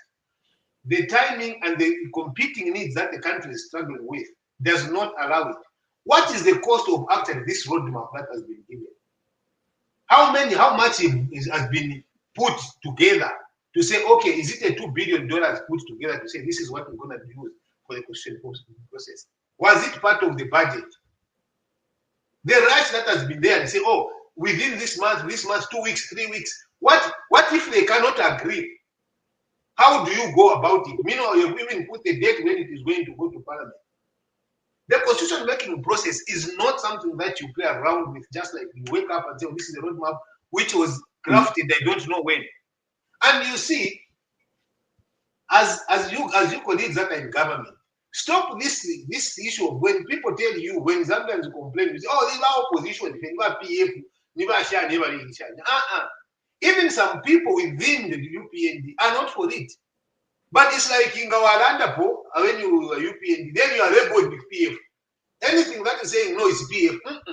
People are saying go back so that you have a more time, the next 5 years. Let's have these elections, and then after that we go. Now we have gone into speculative processes. Like it has not ever happened before. No, is it now you kind of create an environment like, oh, is it UPND is going to finance someone to go there and pull out so that elections don't take over?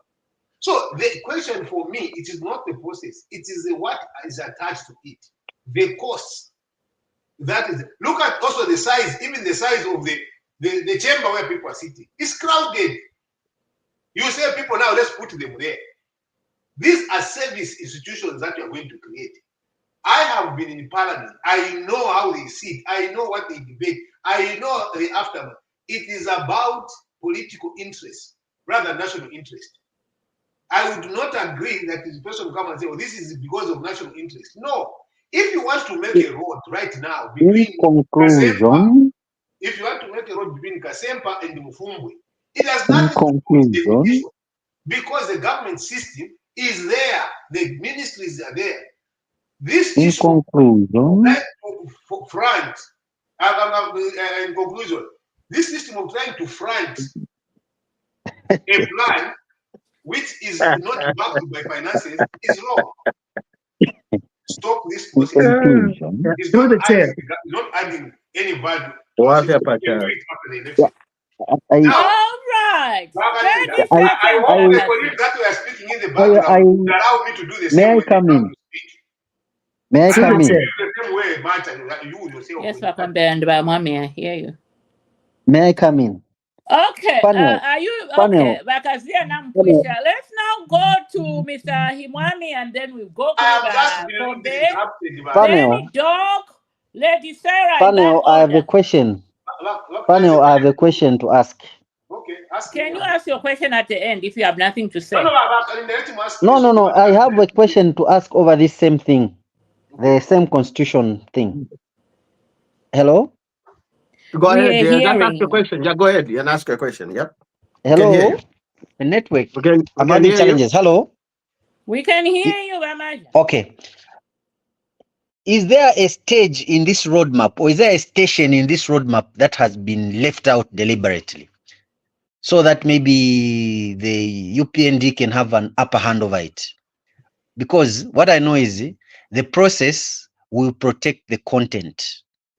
So if really there is a cry about this constitution thing not having been on time, we are doing it in a hurry, is there a stage that has been basically left out? That's number one. Then number two, the question is this one. You see, the constitution helps the rule of law to thrive. Now, if we are going to be so debatey, so talking, so opposing over this making process, how are we going to be guaranteed that the institutions that thrive because of the constitution will be there to save the Zambians? Because when the constitution is not okay, some institutions will fail to function. And we the people, remember, it starts with we the people, are the ones who are going to complain. Is it we the people that are complaining, or it's just a section of the people that are complaining? I need to be guided on these things because the constitution making process should just happen. It will benefit everyone. I can answer to that one. Let somebody else answer. You know, the thing is, let's allow other people to talk. Me to ask the question. No, but that's the reason why you are asking. That's why I said let the questions coming at the last. And once we give the other people a chance to talk, everybody has the right to talk on this forum. Please. Okay, I'll answer those questions that prefer us. Let others come. Yeah, let other people come in. And those that have Because questions, we are not just ask going to me. have a few people talking the whole time. Yeah, Well, we have other people also who need to talk. Yeah. They also need to be heard. I agree with you completely. Let's see, I'll pick out those that have questions for me. Let them have questions. I will answer them for us. Yes. All right. Vakombe. Mkwa, thank you so much. Makazila, I hope I'm pronouncing your name. Please go ahead. Yeah, he said a lot of things that were not true, and I want to confront him on that.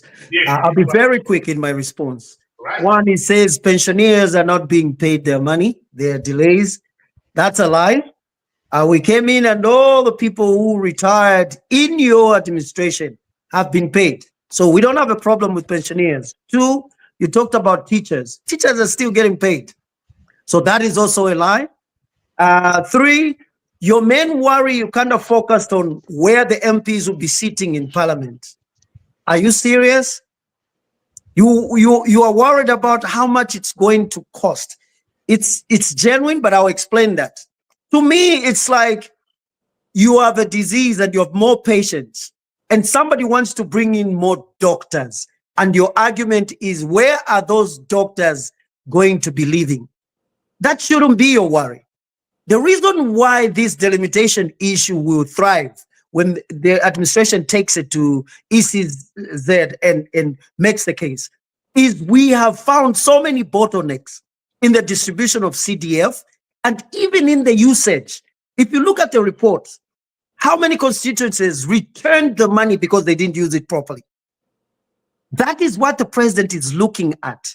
So instead of you looking at how much money it's going to cost, you should look at efficiency.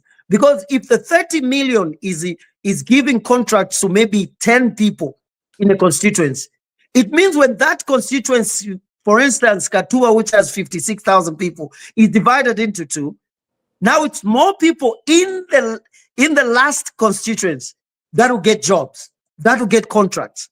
How many social programs now will be handled or tackled with efficiency? More and more, that spills over to efficiency. And now a population is benefiting. If you are having 10 contractors in Katuba, you're going to have 20 because the big constituency will be split in half. So your worry is, how much does it cost? Your worry is the MPs, where are they going to be seated? Parliament is crowded. That will not fly. If you're looking at an economy, and this is what this administration has done, and this president, he said it from the jump. His main thing is to jumpstart the economy. And that's what he's doing. We've been having all these problems every year, ever since CDF was increased, where money is not being used properly. Why? Because there's no efficiency. So now the president is saying, these constituencies are too large. Let's break them down so that people work properly. And we are complaining again. And you are saying, why the rush? We have 17 months. There is no rush. And if you're worried about this thing failing, then we are not worried. Take it to parliament. Your people should vote against it, like we did Bill 10. So all the points that you put to me, with all due respect, are not valid. Let me have a quick reaction to that, Makazinda, because as mentioned, Go ahead. I gave very specific instructions. One, the DSERA is there. Separatists have not been paid. Tell me how many when you paid them, all of them. They are at Ministry of Justice right now. You told them that when you come in power, we will clear you out. Have they been cleared? Is that a lie? That is a fact. You have not paid them. They are there. Number two, you talked about the teachers are being paid. I am not talking about the salaries. Teachers that are being appointed, there is what is called terms and conditions of service. Some of them have been sent without any settling in allowance, which helps them to settle. And that is 25% of their annual cost. Annual basic pay, you are paid 25% to help you settle, and you have 4 days paid to you. Secondly, the teachers that have been upgraded, have you given them the differential payments? You are cherry picking, Makazira. You're cherry picking. You are saying some of them. I'm reacting to the examples you gave. So no, but You always have people who are not paid, right? Wait, when you are talking, I kept quiet. I have just gone to the examples that you backtracked on me. So I'm trying to bring to you all the examples you gave and prove to you that what you have said is not right. Because you cherry-picked this, and I'm cherry-picking them in the way that I'm responding. You talked about what? You are talking about the delimitation. If you have one piece of bread, if you cut it in half, it doesn't increase the size of the bread. It is the same size. So when you talk about the constitution at all, it will be more. From which resources? Which more? What are you talking about? The revenue mechanism in our country is the same. So if you say, oh, we've broken up, if it's at 5 million, you're going to be 15 million. If you say we're going to increase it 5 million for each of those constituencies, it means you have to cut money from somewhere. You understand? So you have missed my point. You have missed my point. You're misquoting me. Listen, you, when you were talking, I kept quiet, and I'm coming back to rebut with you. Okay, let's wind up in 30 seconds. Let's allow other people to talk.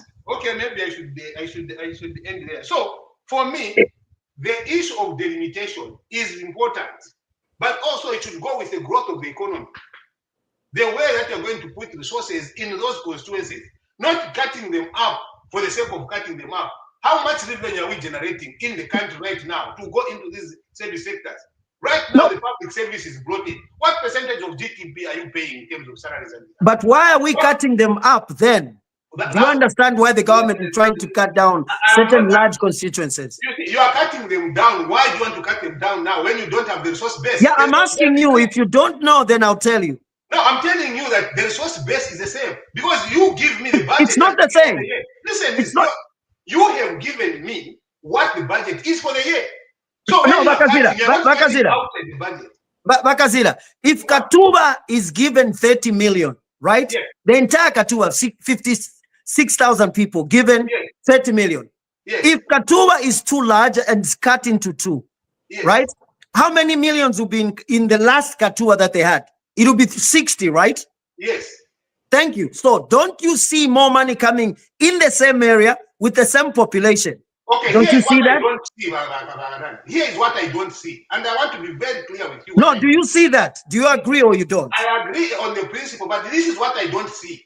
Because the money you are generating, you are putting people to say, okay, we'll put more resources. But where is your generating capacity of the money you're going to put in there? When did you ever worry about the budget? I know what the question is. No.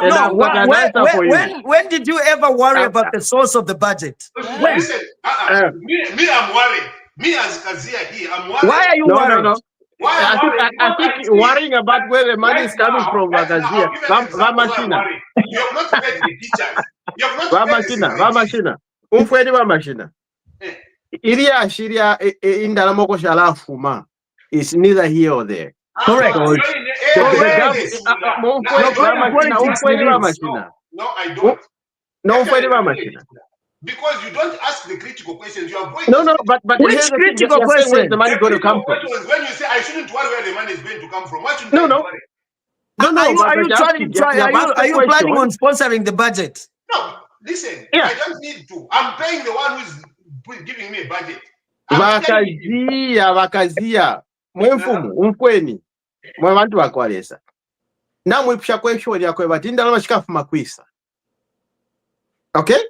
Which is in fact, it's a good point or a very good question of which we need to understand. But the government system, the way the government system works, the government system of All right. No, but here's the thing. Let's come back. Let's respond to Kulimwe Bakazira. CDF for yaba. CDF ngababika kwati mu kuchuwe mpala kulia. Babika 30 million. Okay? And then babika na imbi basta demilitate awe mwe bantu bakolesa chakule echi. Olokusamfia. So let me just give you an example kusamfia kulia. Mwaya kusamfia kulia, mwaya kumushikunani kane ku mwachirumba mulia mwanda mwachirumba omu nabakwata line the constitution is so large we cannot able to function pali yoba tupela ba government CDF ya 30 billion. Lekeni tuchiputule pakati. Instead of 30 million yala abalomba 60 million. 30 uku 30 uku. In that process, mwanatambo kuingisha abantu misepela bengi. So there's going to be Bakazira lekeni bamse explain. Mulemba mdala. Bakazira. You are misinforming people. CDF right now, there is money that is returned to the government every year. That is a new. Do you know that? I know. So number delimitation now will make sure that that money is used. So there's no, don't worry about where the money in comes terms from. of how is it going to be returned? It's going to be returned in terms of all right, we are done with the conversation. Let's move on to people who have not spoken. Let me bring in the lady of substance. Your comment on the constitutional roadmap, Lady Sarah. I know last week you were against, but I'm pretty sure you have time. Even this week I'm against. All right. Speak on it, Lady Sarah. Speak on it. It's very, very confusing, and to hear people saying that, okay, ngaba putaula, elo nombe mpia shikafula, ngaba twala kusikisa when it was 30,000. When it was 30,000, because the constitution here ife imwe ikulu, tashale fika kumbi. So ikaba 60,000 shikala fika kumbi. So why should you have a parliamentarian? Second parliamentarian?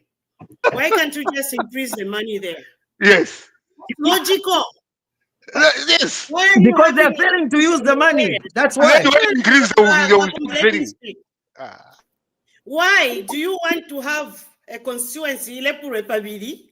Kube na umbi MP omukala feeding and ogushila land cruiser nechipunana chimbi mu parliament. Why? Why can't you just fund the 60,000 inga your 30,000 tayari fika kuli? Why? Why should you have more people? New stage. Can we chip in? No. Okay. That's why you are posing a question. Yes, it's okay. You are going to put it there, the question, you're going to get it. So I don't see any reason why it should be like that, because it is costly and the economy is not doing very well. And those people will be sitting, you know, let's do this, they'll be paid. Yeah. Yes. And then the other thing is that retirees won't say to okay, we haven't been paid. So the monies that is being used somewhere, let them pay us. I'm one of the people who went on voluntary separation. Okay, so okay, and Mr. Kazia, but it's not Bakazila, it's Kazia. I asked. That's why I asked. Kazia, okay? I asked if I was pronouncing it well. Yeah, he's Mr. Chanda Kazia. So, and that's some pensioners. It's true. But Sarah, no, Lelo, if President I sat in, I'm going to curb crime. Because after President Vamchita swear in, Vaikata Kabola la Chuempala, at what it webele what crime ikapwa.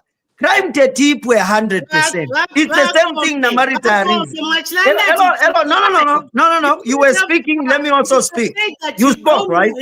No, you spoke. You spoke. I think you spoke, and now you gave me the time to respond. Isu mwachilande ama MPs mwachpela vasera mwachpela example isu masana. Mwachevati busha constituency. Nga mwakwata MP umo. LMP ashireka no kubomba wino. Does it make sense to have another MP? I'll ask you a question. Imwapo basera nga mwaliba teacher. Can you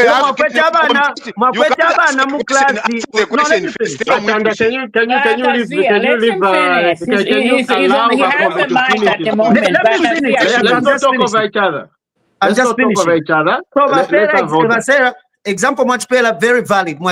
Constituency nga ikulu. Elo MP uli kwa lefirwa pari inonjita.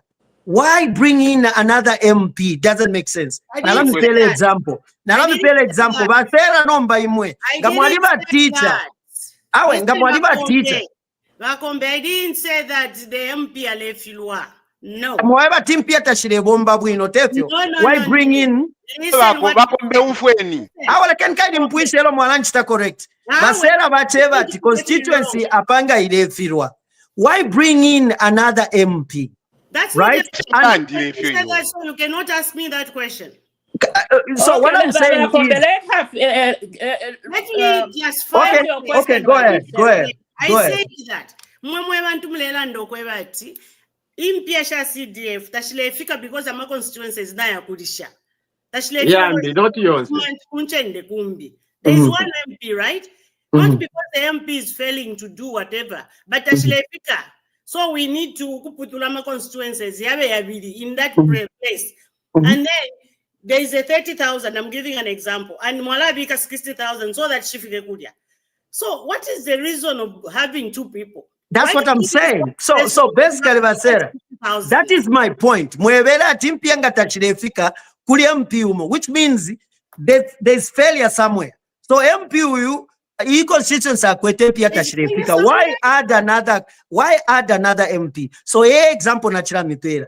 Usei mweba sera nga mwaliba teacher. Elo mwakwata abana 60 mu class. Abana bali abalefira okula pasa. Something is wrong, abana balepona.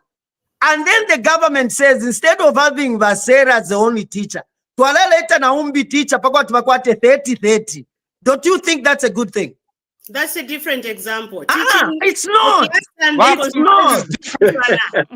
not. Because MP into tafile chitika because the constituency is too large. Bakombe na muluba. You're not getting what I'm saying. People that haven't spoken a word at all.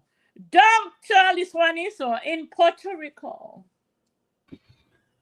Oh my comment God! on this constitutional Fishing is fishing. Oh, okay. Chanda Kazia today is on. I don't know what type of coffee did you take today. So he took some Congo dust. Do you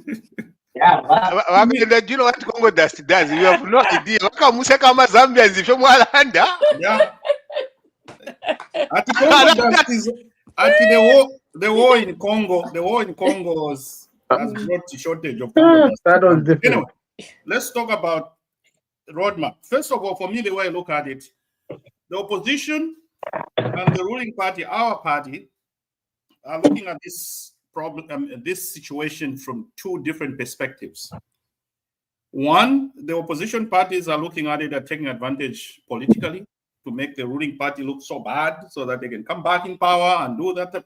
That's a problem. Then they're looking at political mileage. That's the opposition. We are the way of looking at things. So they are looking at it from that perspective. The ruling party, on the other hand, they are looking at it from provision of necessities to our citizens. So the fact that the opposition are not looking at the two lenses that are being used by the two parties, two interested parties in this problem, are different lenses. It's very difficult to agree on one thing. But here's what I know. I agree with one perspective, which Lady Sarah has just said here, that if the constituencies are too large, you can just increase the funding. I know I'm into the higher education sector myself. The funding of universities in most places, including where I am here, they don't appoint two chancellors to run a university that has 25,000 students and the one which has only 10,000. They just apportion the funding according to the number of students that that universities has. So yes, it makes sense to give Katuba twice the amount of money. I think we should come with a proportional budget allocation formula. Other than talking about the size of the constituency, let's talk about the population of the constituency. And then we have a formula of saying, okay, for every 50,000 people you have, this amount of CDF money you get. To me, it makes economic sense, but don't increase the number of leaders in that constituency. David DK secondary school gets different funding from another basic school in Kamwala there. But it doesn't mean that there are two principals at DK. No, you just increase the funding. It makes economic sense.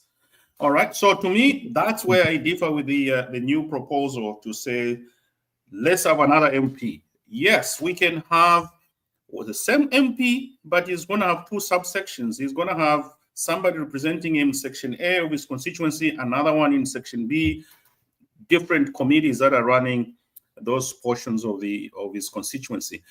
That will save us money.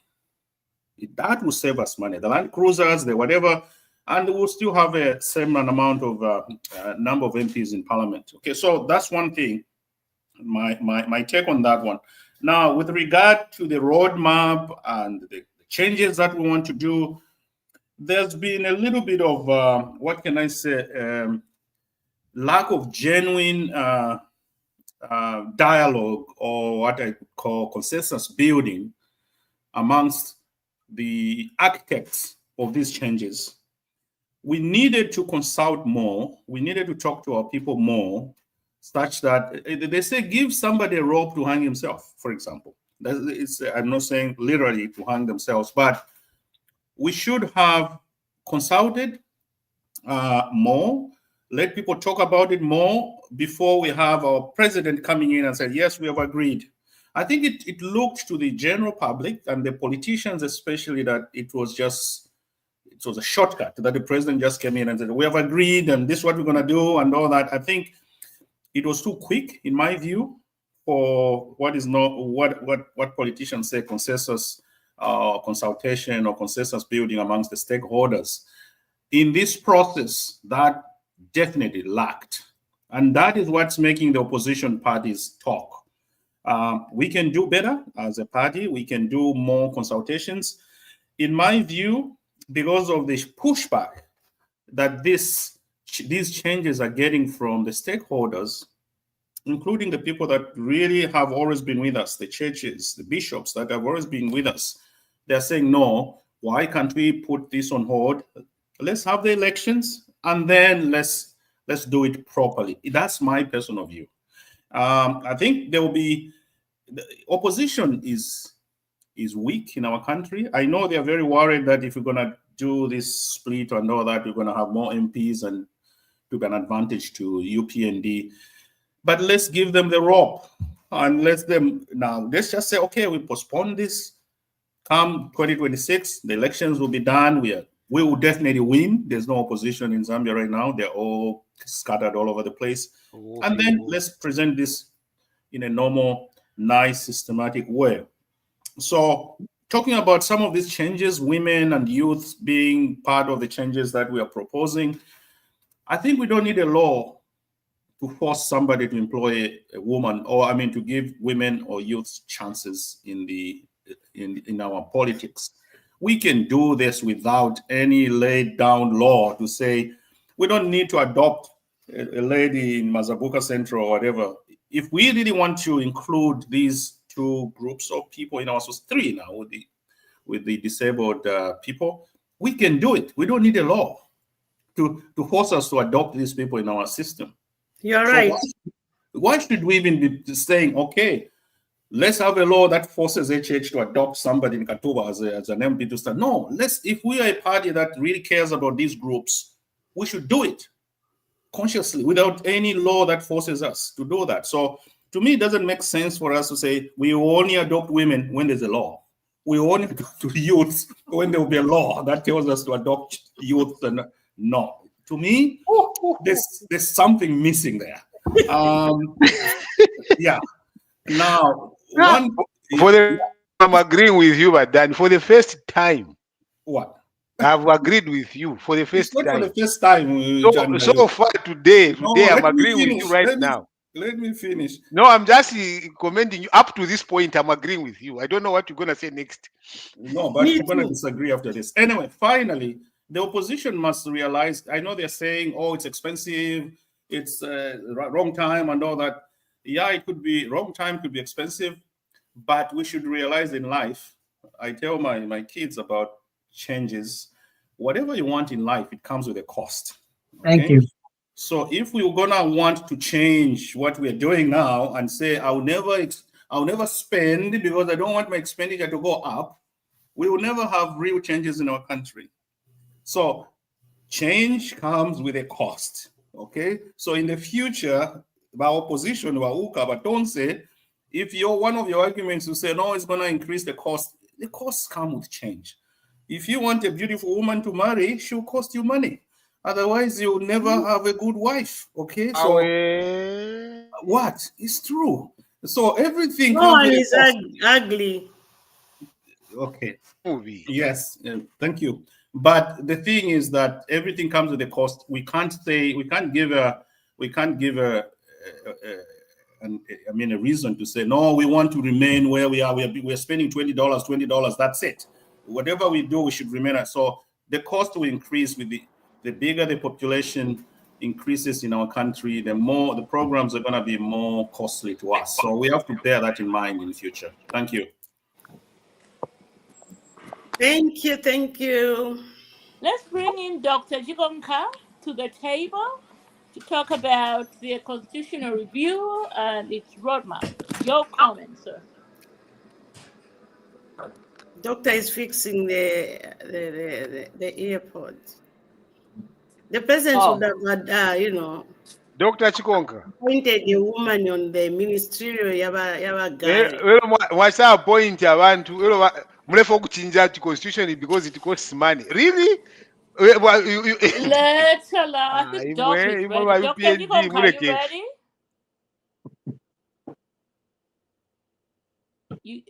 Are you muted over there? Dr. Jigonka. Okay. I mean, I can see his. Can you hear him? He's in the gym. Let him pass. Yeah, he's just listening to our conversation. He can't talk. He's in the gym. Okay. All right then. Well. Finally, Banani, Bakalinda. In conclusion, I am on board on most of the amendments. However, as a feminist, I am not on board of the idea of pushing for delimitation in the hope of raising the number of females, because Zambia is statutory to the United Nations. What is that law on Convention on the rights on the for the gender, whatever. Yeah, by 33%. Yes. And as we speak, we are at 7%. So, to support, to just talk about this. This is very important for the women folk and the youth. You see, why it is very difficult to believe under the current discussion of changing the constitution, where you're talking about the youth and women. There was a Ministry of Gender. You came and abolished it.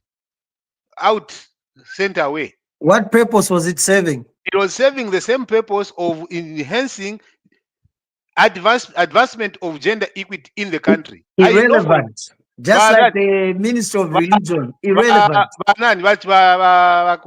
Yes, if it was irrelevant, then it lay low. We shall learn that I'm going to come and increase the number of women. When you have a chance to appoint, why should I appoint you Mukoti? It doesn't make sense. Ama use yepo varipadia. Avena Romeo Kangombe. They've been there. They've been with you. They've been even taken. Why are you not rewarding them? Those are young people that are there. The new minister Kazira is a youth at heart. There is nothing like that. That is making a mockery of the youth. How many women are in parliament there? You failed to appoint one. No, constitution, then we can now get more women into that. Who are you trying to fool? When you see, put your mouth. You just cut through me. You have a point. I'm telling you, Wakalinda is there. You could have been appointed as a minister. Listen, Stop. Wait a minute. Stop patronizing women. Stop patronizing And the youth. nobody is. Nobody is. Don't use them when it I was favors you. speaking. I reclaim my right to speak. Don't use them when it favors you. When it comes to votes, that's when Mulela and Tama youths are there. reclaiming my When it comes to that, that's right when you to want women speak, organization. Vakazia. When you are appointing them, you appoint 4. Last time mwari 10 mujamu parliament. Mwari 10. You Vakazia. reduced to 4. What are you talking about? I'm reclaiming my rights. I don't, Kalinda, okay, yes, you can reclaim your right, but this is my personal view. It is not right you when you speak mean, when I'm done. Kalinda, let me finish. Ah, It is wait, not right. I let you all speak. It is not But right. you just bulldoze me. Wakalinda, please forgive me. Let him finish. Let him finish. In conclusion, Wakalinda, in conclusion, Wakalinda, please, in conclusion, 15 seconds. It is not right to patronize people when you say you have a chance to appoint a woman, you do not. You have a chance to appoint a youth, you don't. And then you say, unless I change the constitution, that is when I'm going to have female representation or youth representation. It is not right. Look at that. 15 seconds is over. 15 seconds is over, please. Wakalinda. Can you protect me? Sure. No. Your time is up. What more do you want to say? And then you ran over me because I was trying to quote some United Nations Convention. I apologize, Wakalinda. I apologize. No. You said let me help. I apologize, Wakalinda. I apologize, Wakalinda. I was speaking. I apologize, Wakalinda. Like I was saying, apology accepted. Thank you. Like I was saying, I support most of the clauses in that proposed bill. However, I do not support the idea of delimitation and presenting it to me that it's a way of increasing women representation of the youth. When, as a government, we have failed to adhere to international convention that of which we are a signatory to. Okay, we're supposed to be any Zambian, government, civil service. 33% is reserved for women. As we speak, we're at 7%. The closest we ever came to was during the KK era at 14%. The PF were no better. So let's not use these clauses to hogwash. Come on now. As we speak, the Zambia, more than half of the population is women and youth. So I expect to see in parliament, not 33%, at least 50% of women and the youth. If Namibia have done it, they only have 9 men in their cabinet. Why can't we? So don't come to me with this bowl of,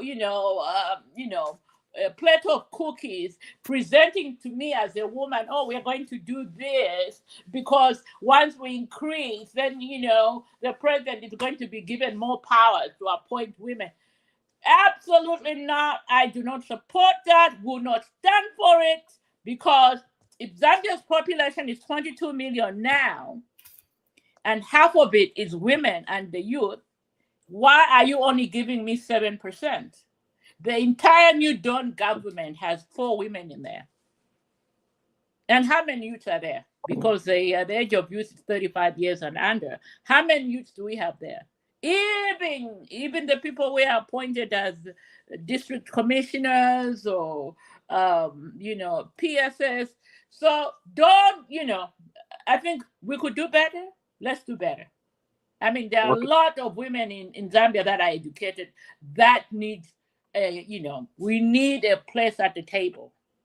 In short, why are we signing international signatories to for our cabinet to represent 33% of women, and then we go and do something else? Mr. President, Jiminya, you can do better. You can do better, sir. That's what I have to say on that one. I'm very passionate about women. So don't present it to me that way and say, no, because we're going to know when you are failing.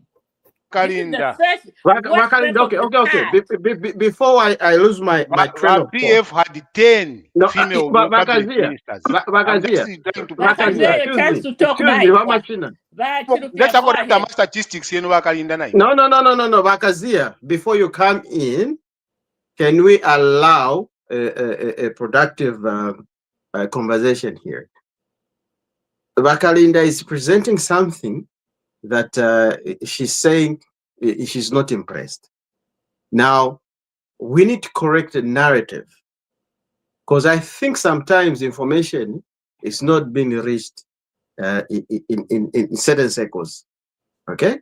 Now, the thing she's talking about, it's enhanced representation. And what we're saying is like, can we amend Article 47 to and Article 68?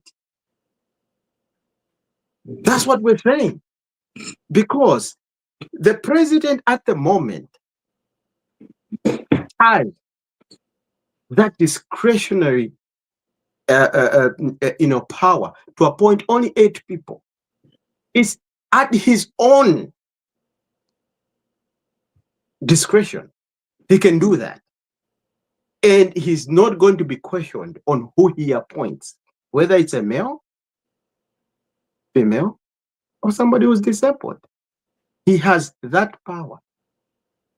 What we're trying to change now is put it into the constitution of the Zambian laws.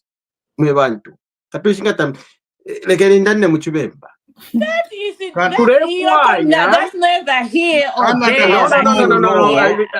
Can you allow me to finish what I'm trying to say? No, Vakalinda. Let me just answer a little bit. Vakalinda, you were talking. Point. If this is up to him, he can appoint 8 women as MPs and nobody will question it. Canada has 50% women in cabinet, and there's no law that says 50%. The Liberal government on its own, there's no law that forces the Premier of Canada, a Prime Minister of Canada, to appoint 50% of the cabinet are women. There's no law in Canada that says that. It's so okay. Can people allow me to finish? That's what now. Here's the thing. Because there's a law, absolutely not. If you are no. Listen. I mean, because come on, if Zambia's population is 22 million as we stand, so and 11 million of that are women, why are we not seeing women in the actions of oh my power? God. We're not going to progress. No, we're not going to progress. Don't bring in article whatever. That's article whatever. Listen to what I'm saying. In simple terms, the president, like I was trying to give you an example, at this point can only appoint 8 people. Okay? The argument is, what this whole hullabaloo is about. Can we bring in the constitution, constitution, where we can assign and say to Kalakwata this amount of youth, this amount of disabled people, this amount of women? It's in the constitution. It's not it's not preview for or it's not preview to the president of the Republic of Zambia. No. Okay, that's where it is. That's why the confusion is. People don't understand. They don't understand it. People he nominated as MP. He only appointed 2 women. Doreen Wanda and I don't even know why that woman was appointed.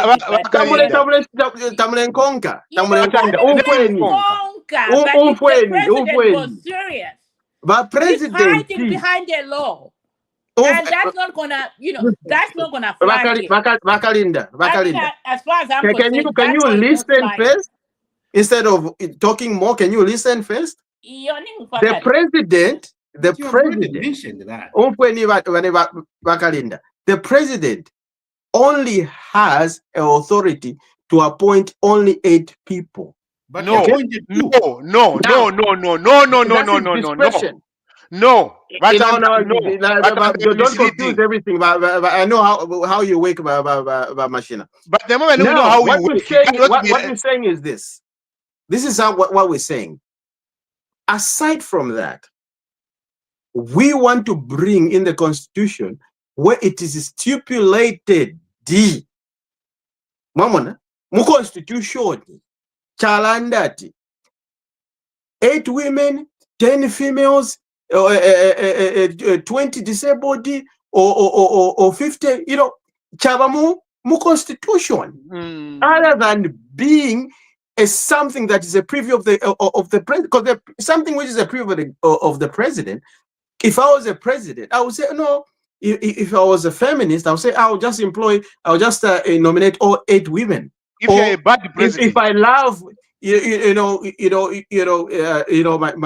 my grandma was disabled, I would say all the 8 nominations powers that I have, I'll nominate them and disabled people. Then you're a bad president. The discretion of the president. That is what makes you a bad president to think like that. And let me come in there, Bakari, to help you. The number of people that the president appoints is outside cabinet, outside parliament. That's the number you're talking about. Outside parliament. Nothing says that the president cannot appoint a member of parliament, a female, to cabinet position.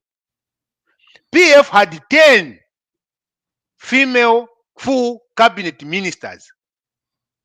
It was reduced to 4, 6 out. We brought in men. So the question of saying, can we change the constitution to come and say, oh, when are we going to stop? Because now there will be another group of people that will be saying, oh, we need the representation in the constitution as polygamists. So the next thing, it will be traditional leaders. But why people are condemning this kind of action is that there should not be, because also of the constitution. That's why when you are a president, when you are assuming the position of presidency, the presumption about people is that you are a good person who understands that certain things you will not be forced by law, but to be forced by morality. If you take that the women as important as men, why should you be forced by law to appoint women? Which means it's not in you to respect that group of people. The president does not need a law to appoint women. He does not need a law to appoint the youth. When he has a chance to appoint his cabinet, permanent secretaries, heads of statutory bodies, and all those things, he can use that discretion to appoint properly. But to come and segregate the women, that's when you are going to come. And the example is, there is a vacancy. You have created a vacancy. Who do you bring in? You go and bring another male. Meanwhile, you are busy on the platform saying, we love the women. No. So what we want to see is action where it should not be because of the law. Through the chair. I think the issue, the issue has been brought forward, but I believe, here's what I believe. I think we're going to see during the adoption process, more females, more youth, and people who are disabled. At that stage, there's no law that's required. We can just do it. And I think the administration will show by what kind of people they adopt. I am not of the view that there should be a law. I think people should be picked on merit based on what they can do, not their agenda. When we start that, we're going to create a new thing that will fail to stop. So I think the president should just pick people based on what their ability to do things, what they can do, not based on their agenda. And I think we're going to show this during the adoption process, during the elections. I think we're going to see more youth from UPND, more women, and we'll see that. It's a little bit uncomfortable to create a law that forces you, for instance, to say you need at least 20% MPs who are supposed to be adopted are female. I think it's just an insult. People should just be picked on what they can do. I 100% agree with you, my brother. That's the way it's supposed to be. And the people think that this percentage we're talking about is for the president to pick. We're not talking about president picking a certain number of women. We are talking about this political system adopting certain number of political parties, including the opposition, to be able to adopt more youths, more women, more people with disabled people in the adoption process of the candidates to stand for elections. We're not talking about those 8 people. No, we're talking about general electoral system. We should be more more accommodating to our women folk. As it should be. Oh my goodness, we are 2 hours and 14 minutes in. I thought we'd be done in 2 hours. So that's why I didn't want to clutter this week with a lot of topics, because I knew that Gary Combos and the constitutional review was going to take a long time. So let's talk about the. I'll let Lucia take a lead on this. The increase in child abuse cases. Mopani suppliers next. Yes, Mopani after suppliers.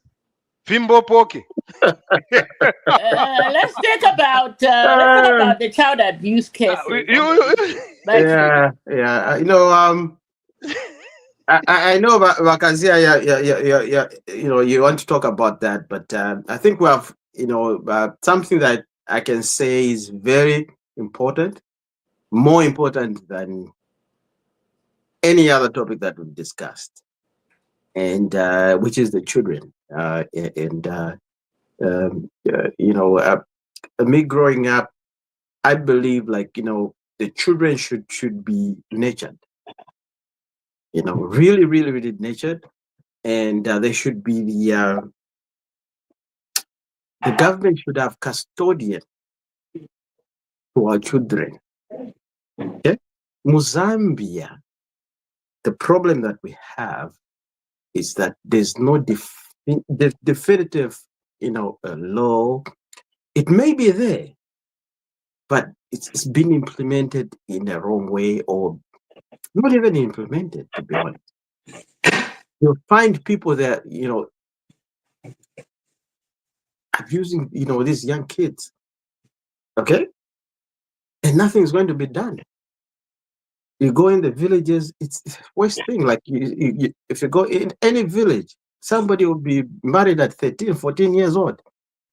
Okay? Why? If you go in the modern world, even dating, it should be within your age group. You cannot date somebody that is not in your age group. See, that's how it is. And it's been laid out in stone. It's right there. So those are the laws and that we need to also strengthen. And to talk about Princess Kasuni, she was actually in parliament breathing fire. If you saw that video, she was breathing fire to say, look, why are the old men going for the young girls? Okay, she was breathing fire. And we can learn, take a lift to say, these issues are something that it's not a matter of the law, but it's a matter of implementation. Because if somebody goes to the police to say, I've been abused, they'll slap her to say, wait, in China, Ukamba. You see? What we need to have, Majak Wimbo, like I've always been telling, have certain institutions or departments in the police service that specifically will deal with these issues. Specifically, okay? You need to have a real victim support. Not talk what Zambia what muntu victim, you put her in jail. No. We need to have a professional system where we have people that actually are counselors, you know, the people that can you know, they work with somebody's emotions, and we have professionals. You know, it has to be a real system and a real department, not just a name. Because if it's just a name, when somebody goes kuchawama bamustarepo, ayakuchawama ta. Nanga vanakushita bwanji. Nisi ndiwe mukuru. Ngeno ukamba chai. You see, there's no proper system. Let's have proper systems. So that there should even be a number. Okay? Whereby somebody, if they involve themselves or they find themselves in that situation, they should be able to call a certain number and then people will be there. And that, that individual or that child will be removed from that house. Okay? Will be removed from that house and taken into a secure place. So that there's no miscommunication, there's nothing that they can start telling no, osakakambe vaso, kamba vaso, uzawa gurisa watate vako. Why are people abusing abana mwana wobe? That's beyond my mind. I don't know how many other people would think that's something real, but it is something that's strange that is happening. Exactly. If you can go and abuse your own child, arrest my case, ladies and gentlemen. That's the problem. I mean, the laws are there, I believe. Because correct me if I'm wrong. I think it's cooking in the background. Anyway, the laws are there, but we don't take them seriously. I mean, look at that. What was it last year? The priest or this papa? The papas they call them papas in Zambia. And most recently, this pastor who was running a school, and he was taking care of 800 kids, and then he was abusing some of them, and he ended up being arrested, and the government finally went over there and shut down the school. I mean, these cases end up like we have the victim support unit, the laws are there, but guess what happens there?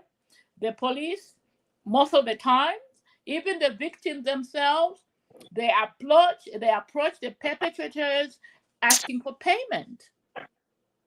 And then they want this whole thing to go away. That's what happens most times. People are looking to get paid first before the law it takes its course. That's what the issue is. So, I don't know how, but it's something I think also our culture believes that there's something to do with it. So I don't know how the civic leaders are going to do, but this is where they should come in, the churches. But again, some of these churches, they are the perpetrate these cases as well. So I don't know where the young kids are gonna go. I think we have to leave it to the parents. Like, why are you gonna send your kid to a church that you hear their rumors over there without you being there? Because I would never leave my child unattended, a minor, with a male adult I don't know whatsoever. That's just me. Anyway, who wants to come in on that? Bakazia, what does the law Yeah, say? you are very right, Bakalinda. One of the biggest challenges that we have in Zambia is enforcement monitoring or enforcement kind of follow-ups. It is really really a big problem because most of the institutions that have the authority to do that, they are not properly capacitated in terms of the resources and also in terms of structure. In the Ministry of Labor, when I was working with them, and I still think it's the same process now, there was a component of child labor monitoring in terms of where it was most prominent. If you go in the agricultural sector, it was really, really rampant. And that is how it was also cascading down into the abuse of children on these farms and in these very precarious working conditions. There is need to really, really look at the way we can do the enforcement. it is a problem. We need to capacitate the social workers, we need to capacitate the inspectors to make sure that we follow that up. It is not right. Our children deserve better. And exposing them to the things that we are exposing them is not right. And I totally adopt everything Honorable Kasune said. I only wish that there could be more financing going to tackle issues to do with the child abuse and child exploitation. We need more resources put there. And this is maybe to rebut again, to just make sure I think this one more point. That is where we need to put the money, not in the constitution making process for now. We need money to protect our children and make sure we deal with perpetrators to the point that we send them as examples. So it is a sad scenario. We need to work around that, and we need to do more for the children.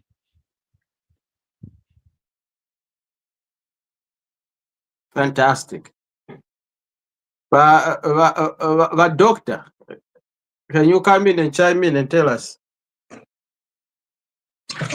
Is that me?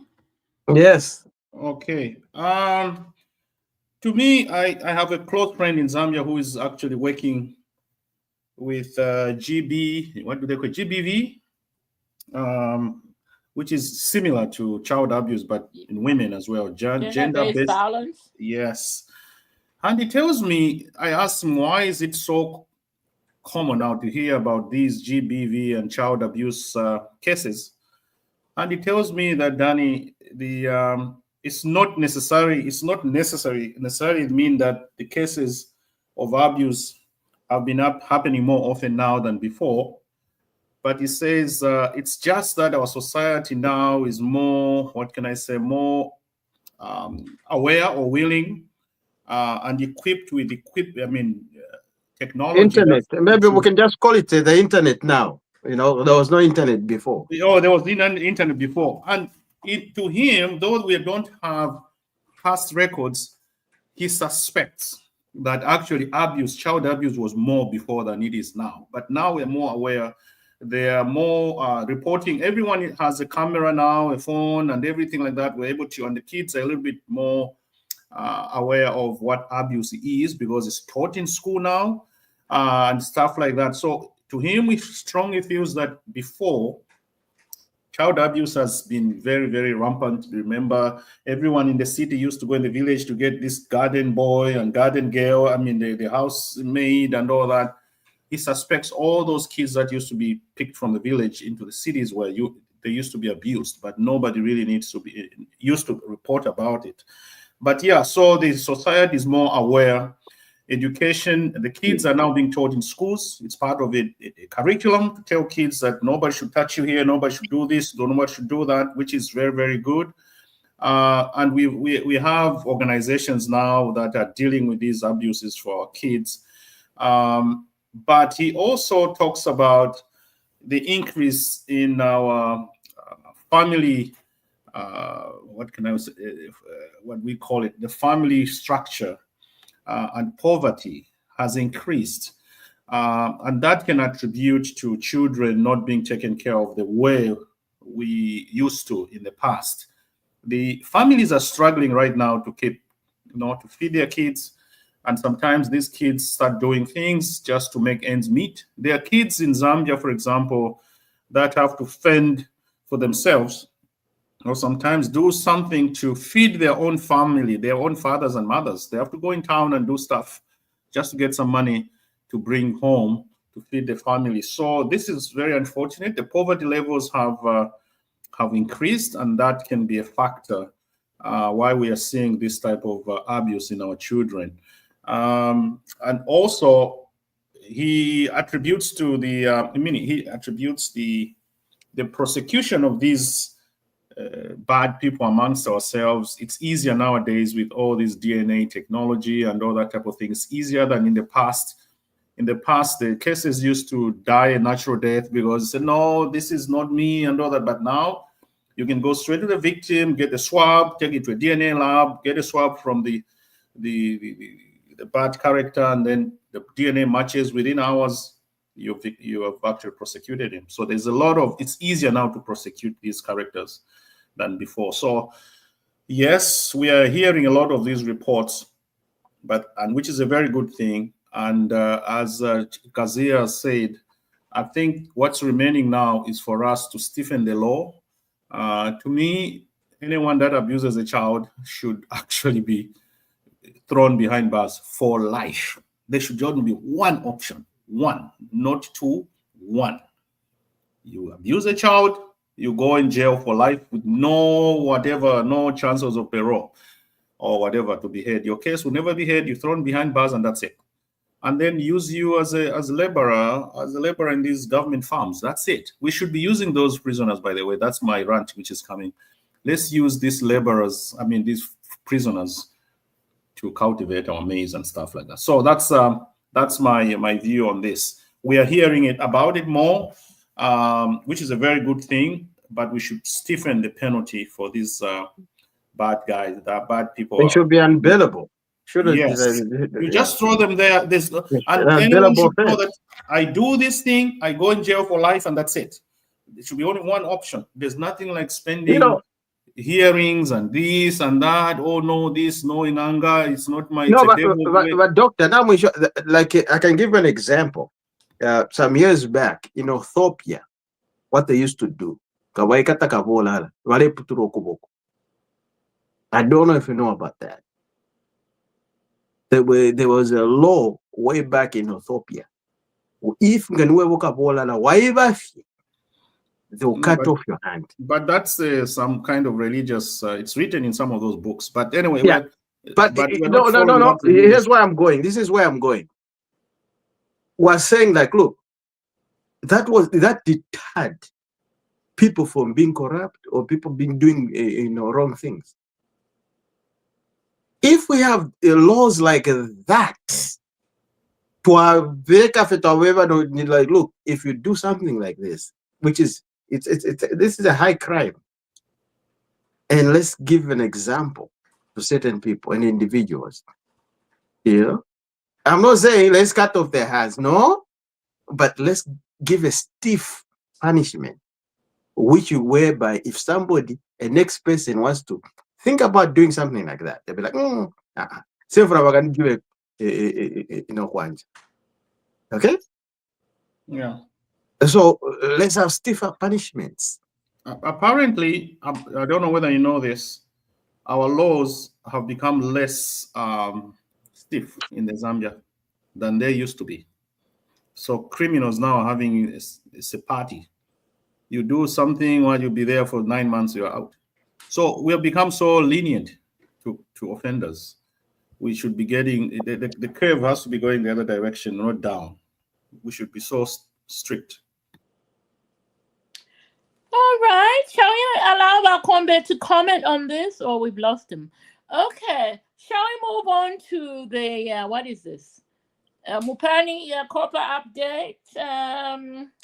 The mess at Mupani, I guess, with suppliers, where the local suppliers feel that they haven't been brought to the table. They're not getting any contracts, but instead foreigners are, and of those pronounced are Indians that are getting all these contracts, at the expense of the local suppliers. We saw Frank Zimba, the guy from the Zimba Poker firm, who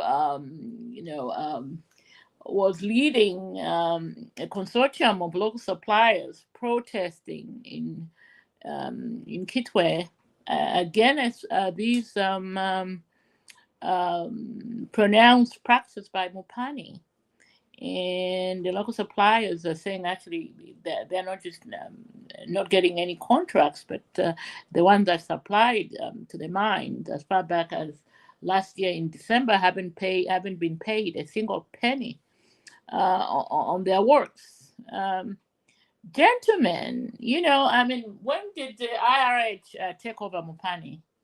Last year?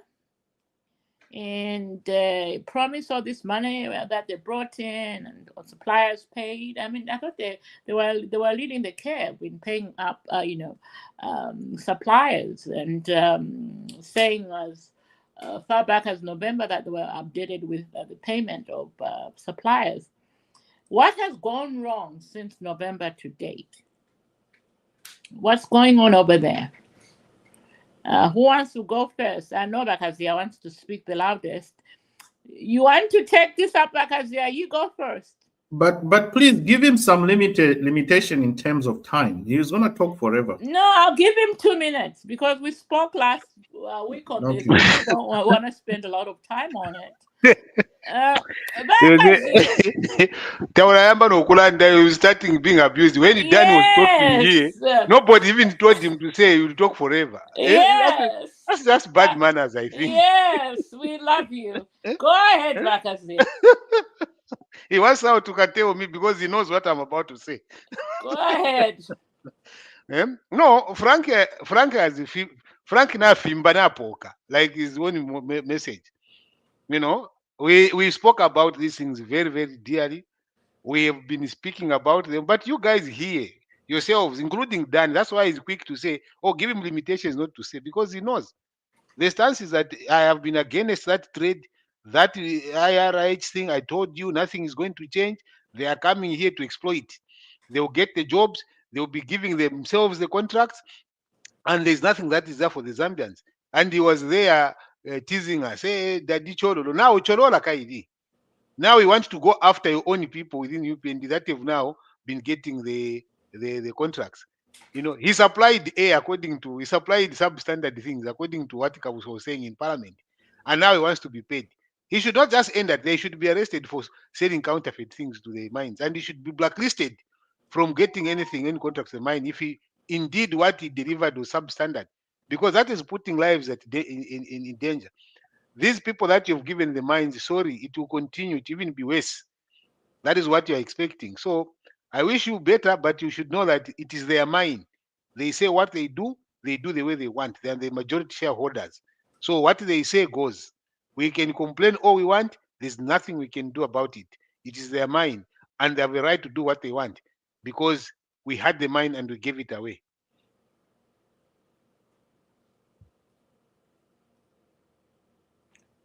Mwapisha Bakazia. Ngese kulanda badani balanda tililanda 5-10 minutes na balande na benda kaitu.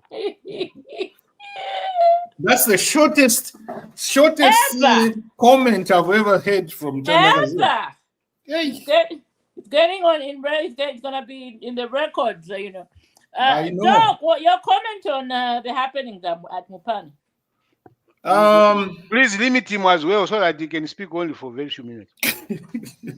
The thing is, I like the fact that the suppliers were given a platform they were listened to by the minister. He went there, he visited them, and with their representatives, they met their management and stuff like that. I think going forward, the suppliers now know what is required of them. To me, the problem was both from management and then the suppliers as well did something wrong. The management did something wrong.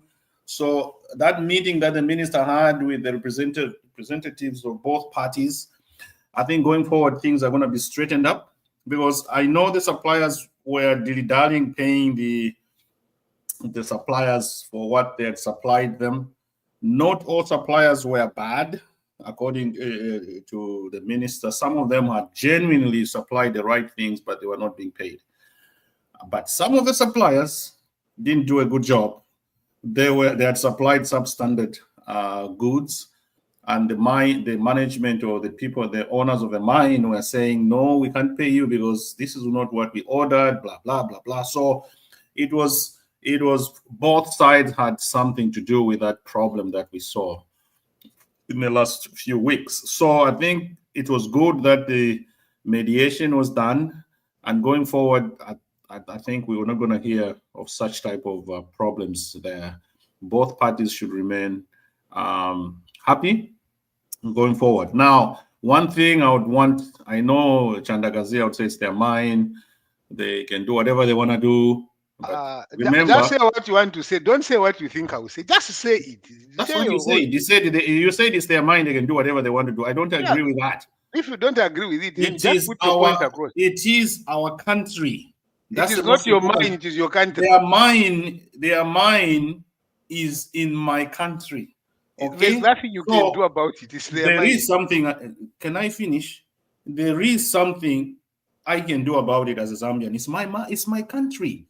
You can't come in my house, and because you've come with your own bag and do whatever you want to do, I've got my suitcase. If you give me permission to do what I want, I will do it. The most important thing, it is Zambia. Okay? It is my country. That's the most important thing. The mine is not in Chile, it's not in Chile, it's not in Brazil, it's in Zambia. So there's no way you can say they can come in my country, own a mine in my country, and do whatever they want to do in my country. Giving them the mine. The country is above the mine. Zambia is bigger than that mine. So as long as Zambia is bigger than that mine, there's no way you can say they can come in my country because they own that mine and do whatever they want to do in my country. No. So that statement, we cannot allow. What are you going to do about it? I can chase them tomorrow if I want. You can't. It is my country. You will fail. Excuse me. Okay, let's move on. There's no way any foreign investor can come in my country, buy a property, and say, you cannot chase me out of my country. Chandagazia, can never happen. Zambia is bigger than that mine. Okay? So unless you say that mine is bigger than the country, Zambia is bigger than that individual mine. So as long as we have my country is my country, I have powers that any investor will come, whether he buys 200 mines in my country, as long as it is my country, I have more power than that person. That is a fact. Yeah. Okay, so let's keep it that way. There's no way you can tell me those guys have come to rule Zambia. No. They are under our jurisdiction. They are under us. They are not above us. You've given them power. Just to answer you, Bakazia. Sorry, but Daddy, just to come in like that. But I think Avena Zambia, they need to understand this. When it comes to the mining sector, copper belt, I think we all know, where we are and where we're standing as Zambians. Mopani. Everybody's talking about, Bakazia is talking about Fimba Opoke is talking about this. It has created over 2,000 jobs since inception. Just on an inception point. Okay? They've created those kind of jobs. Now, that's not one thing. That's a secondary issue. Issue report. We're talking about why are we in this dilemma where we are, where people are saying that they're not meeting the obligations. The current government actually just is, in fact, it will pass a new SI that's going to tell or going to introduce to Parliament to say, this is what we need, a certain percent of Zambian contractors, all the mining industries in this country, they need to abide by that law. Where certain, like Zambian contractors are given a first choice. Mama, this is what is happening. And it's happening right now as we're speaking right now. It's been done, it's been drafted. I think it's already drafted, it's been done. Talk about it when it is there, not when it is being planned. No, it is there right now. So most of these contractors, the question was, most people are complaining like, why are the Zambian contractors not being given those contracts? Why are they being given to foreigners? So then I can help you answer because that. the UPND government is a government of rules and laws. Oh my goodness. So we're saying like that we're not those kind of people who go at mwakwata ma secret meetings, my briefcase meetings, and then vakopera fendarama and then you don't implement. No. What we're doing is this. We want to put this in writing so that it's a legislation. Umuntu ngasitanani kane nganyaferi ainewo twaishi vati muzambia nisoso, then they'll be put to task. They will be able to put these mining companies, all these big conglomerates that are abusing and misusing, and not paying our contractors. They can even take them to court and bill them for millions and millions of dollars. So because that's what PF was doing. That's what Chanda is saying. You couldn't do anything. Just watch them. You can't do anything. Just it's their mind. That's what I'm going to run you through what I have said in the past and how it relates to what is happening now, so that you see what I said and what is happening. Because imota guide, and this is the biggest problem where I see the UPND government, especially you people that support the UPND government. Tamufu ayakuba guided. The people that have experienced certain things, instead of saying, okay, if we made mistakes, this is what we did, and you guys start from here. Because if you go in the default and you're expecting a different result, these minds are not stupid, I'm telling you. They have the best brains, and the people that are listening, these people have the best lawyers in what Zambia can give there. Those are their lawyers. They have the best brains in accounts, in whatever financial, and they have them. They pay well. Novices who do not have the experience of the mines. Let me remind you what I said in the past. What these people did, number one, was, first of all, they knew that under the financial regulations and also international statutes, they have to have the majority shareholding. Once they get a majority shareholding, anything that you're going to start to play around with does not temper with ownership. And you see, when you fail to agree, it goes into now to check who has the right to make the decision in line with the laws as a government of laws. So ngamawika SI to say, oh, so many people must be, and also mind you, if you want machines, we don't manufacture any in Zambia. So the Zambian contractor must find a partnership outside to bring these mines in. Now, if you have miners, if you have contractors back Copper Belt, and this I experienced when we were doing an audit on Mopani, ngabamupela contract, elo aima, aya kubasungu, abasungu, bamushita.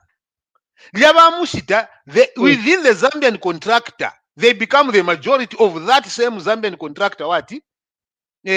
Contract. Baba majority shareholding within the Zambian contractor. So our Zambian person who is there starts to be relegated because now my decisions from within that contractor. He was the owner, Chanda company, and Danny, the three of us are Zambians. Then when now we get into financial struggles, another guy comes and says, Chanda, I'll buy you off in this what? Another majority shareholder. We will be appearing on the documents there. But ultimately, ela pushing, atulipila mpaka afuma. Now, moneni bachanda echo bailandila titieni twalata mpo kupela ama local contractor. You cannot do machinery. Twalata mpo kumipera ma machinery, twalata mpo kumipera ma loans.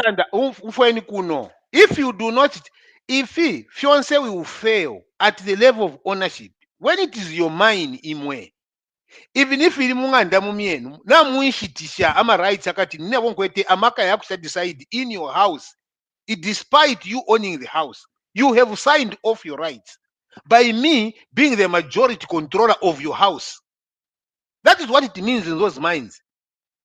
If we to alishitisha ama rights to IRH to be the majority decision maker. Once what they say goes. That's why Frank are ilishanya pale. When Frank is complaining about it, what is the net effect?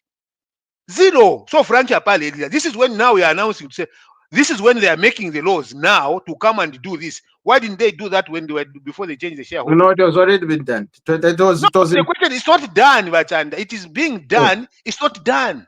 Being done is not done. Someone else is working at it.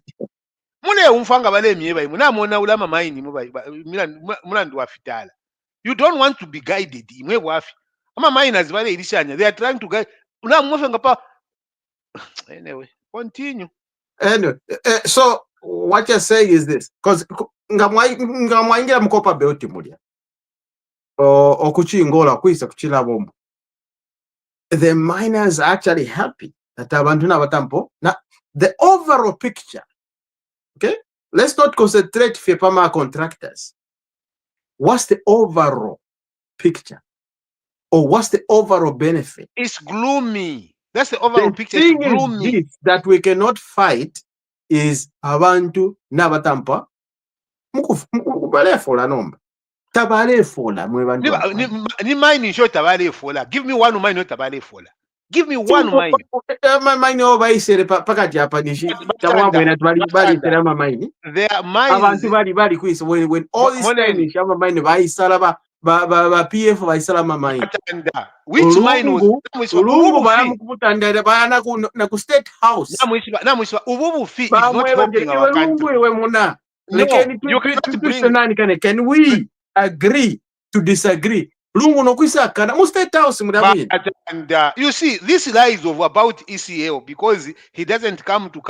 I'll tell you, I'm not going to accept here. No. Bakalinda. Bakachanda wants to lie here that the mines were closed. Shall we agree to disagree? There was no mine which was closed. You failed to mention one. Mopan was never closed. It was never closed. You always go to Mopani. Mopani was closed. Nobody ever closed Mopani because I was there. KCM was in liquidation on the route to being closed. Now, let's be straightforward when we talk about these things. You see, that's why we are failing to make progress as a country. But KCM was under liquidation, Bane. KCM was under liquidation, but the people are getting paid. When they are under liquidation, by yes, and we knew why. Liquidation means it was a step towards closure. Yes, but it was not yet closed. You understand? There's Russia mine, the one which was closed for 28 years. Achanda, you are saying he's changing his statement. Moneni, if mine was closed for 28 years, more than that, was never closed, but it was under liquidation. It was towards getting closed. It wasn't closed yet. By the way, you have to understand that. And the contractors were being paid. You see, what did you do? The contractors at KCM were not being paid. Where Mopani used to be and where Mopani is now, what is better? Which one? Where Mopani was is better than where it is right now. Even if anyway, Fimbo I said just it. need somebody. Mopani, Fimbo, Frankie even said it that Mopani was better off with Glenico. He said it won't win. President Pierce. Well, I have one more question on this, and then we move on to the rant. Let's really make it clear in simple terms, in under a minute. What was the discussion with the suppliers, Nabakabuswe? What was agreed? What we hope to see in the near future for our people on the ground? Somebody with information. What proposals did the supplier have? What were the complaints? What was the response from management? And what we hope to see going forward? Yeah. Who has that info? Bakalinda. It was clear. He said it. No, let the dog speak, Bakazia. Go ahead, dog. The Kabuswe came in parliament and was very clear what was Kabuswe was sent, I guess, by the head of state to go and find out, fact-finding mission there, what was going on. He went there. He met the representatives of the so-called Zambian suppliers and the management, and he heard from both sides. One, as I said, there were things that the suppliers were not doing right. For example, they were not supplying the right. Some of them were not supplying the right materials or things that the mines were ordering. They were getting substandard stuff. Some of them were not even supplying the materials after being given a deposit of a certain percentage to supply the goods. So they were bad suppliers. On the other hand, there were good suppliers that were doing the right thing, and yet they were not getting paid in time, on time. And that was management fault. And the other thing about management that were doing, they were actually not prioritizing giving the contract to the Zambians first. They were not doing that. So they were giving some contracts, which were contracts that were very lucrative according to the Zambian suppliers, to the foreign suppliers of certain nationality. So Kabuswe heard both sides and said he made sure that both sides were told what they were doing wrong and what they were doing right. And then he said, going forward, you, the Zambian suppliers, you'll be prioritized. But when you are given the contract, please supply on time the right goods. Also, you, the management, when these people supply you the goods, pay them on time. And please, these are Zambians, and the government policy is that we are going to prioritize the offering or the giving of contracts to our Zambian contractors first. If they can't do it, then give it to the foreign suppliers. That was the conclusion that the minister gave in Parliament. Great. That's how things were. Yes. Absolute and brilliant. On this note, they ran. Who wants to go first? And remember, there won't be any rebuttals to people's rants this week. Oh, yes. No rebuttaling. Okay. Yeah. Me, I've got three things I want to talk about. One is the going forward in our discussions. One, I want the moderator to be a little bit strict about how people are speaking, in terms of muting some mics for people that are talking.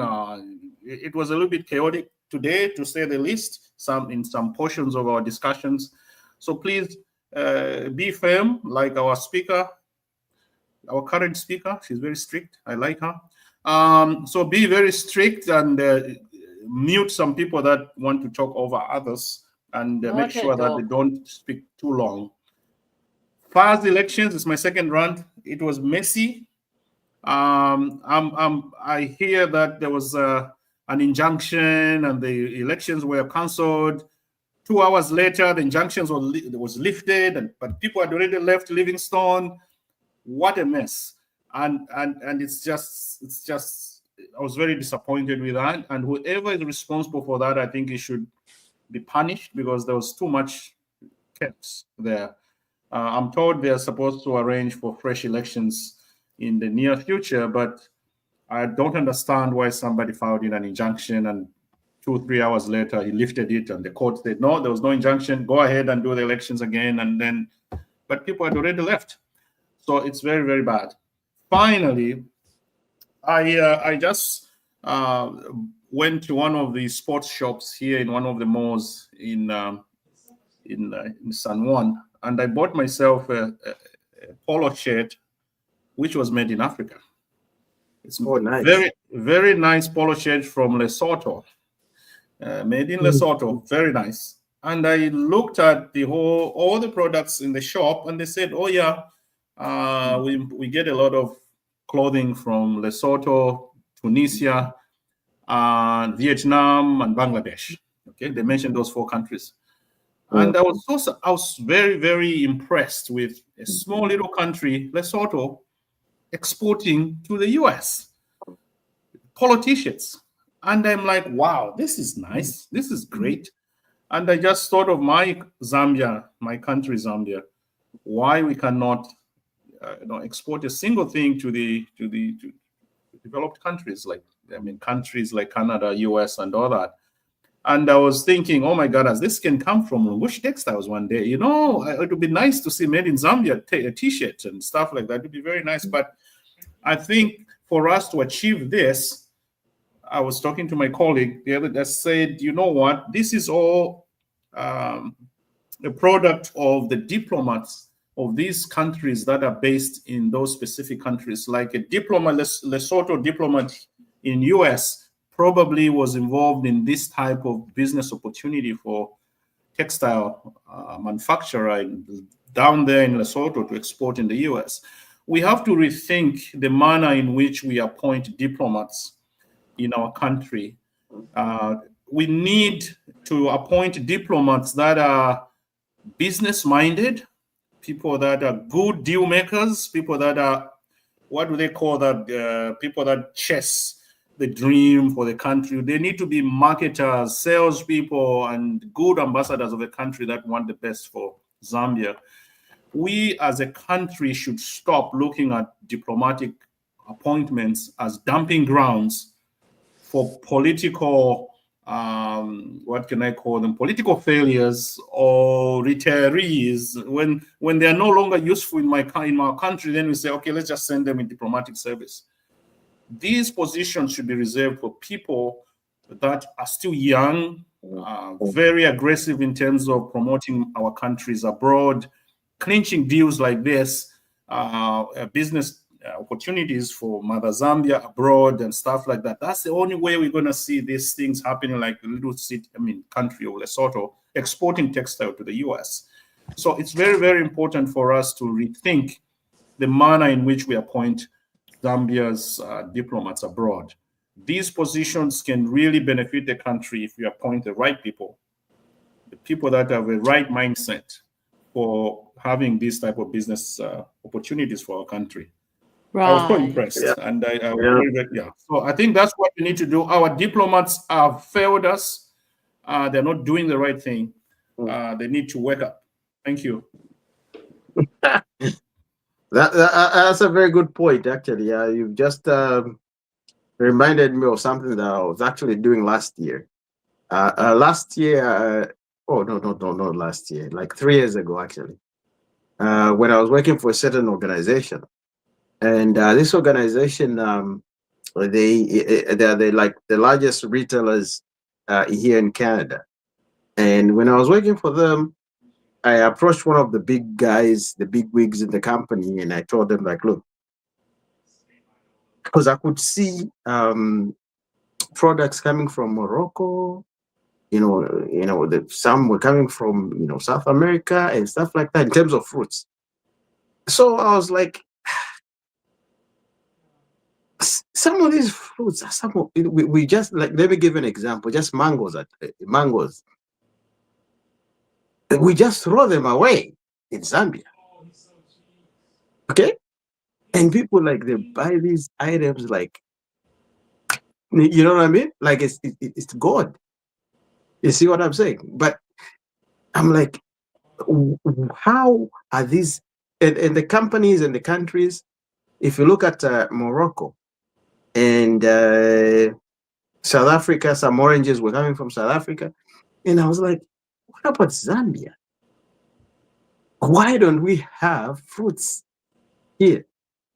Okay? South Africa is there, Morocco is there, but there's no Zambia. I'm like, what? So they took me through a whole process on how it's done and how the business setting should be done.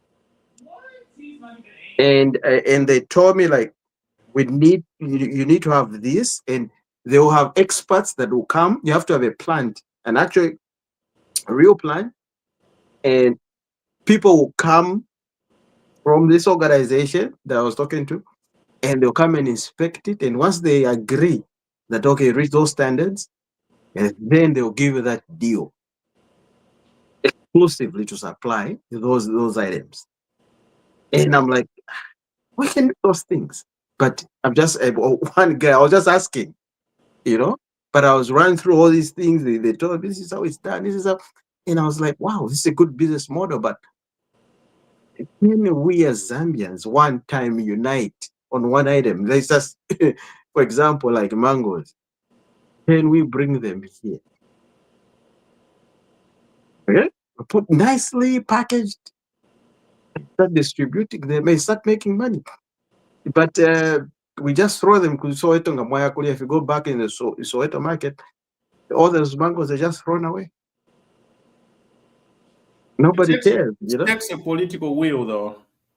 Yeah, Most of these political things are will, you know. Sometimes government. even as people, as entrepreneurs, as people, as individuals, sometimes we should take stake in these issues. But the government And, makes the environment mm, good for us as businessmen or as individuals. They have to put the ground fertile for us, and then we just go in. It's very easy to organize things government to government than individual person to what. Government to government is so easy. That supplier will just receive a letter from the Minister of Commerce or Secretary of Commerce to say, we have agreed you're going to get these supplies from Zambia. It ends there. Then the businessmen jump in. Government always facilitates such type of deals. It's very easy. But our All diplomats. right. Who are the next brand? Bakazia, what's your run for the week?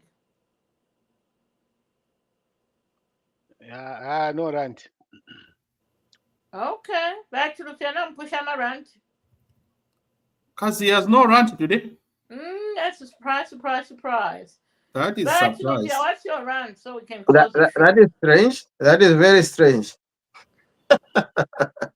Wakazia with no run. Anyway, in any case, when it comes to the mining sector, like, you know, I think I'm not even going to go and deal with that issue right now. But every other issue, my rant is, you know, can we bring stiffer punishment, please? Huh?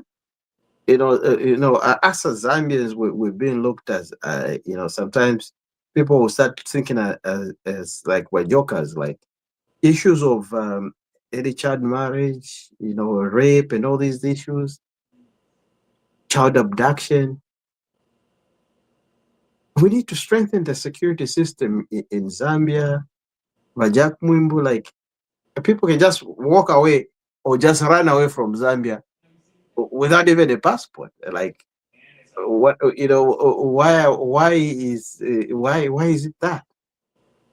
Yeah, and why you know, certain countries, you know, embellishing and accommodating individuals that are a threat, you know, to the security of the country.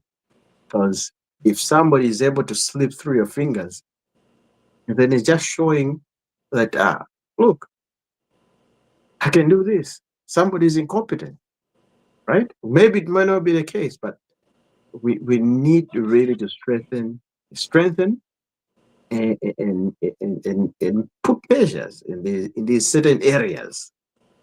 You know, I'm just looking to myself. I'm like, no, this shouldn't be happening. And why would a certain small little gang of people sponsored by, you know, a former president, you know, to have that mandate or that power to travel at will in the bordering countries of within Africa.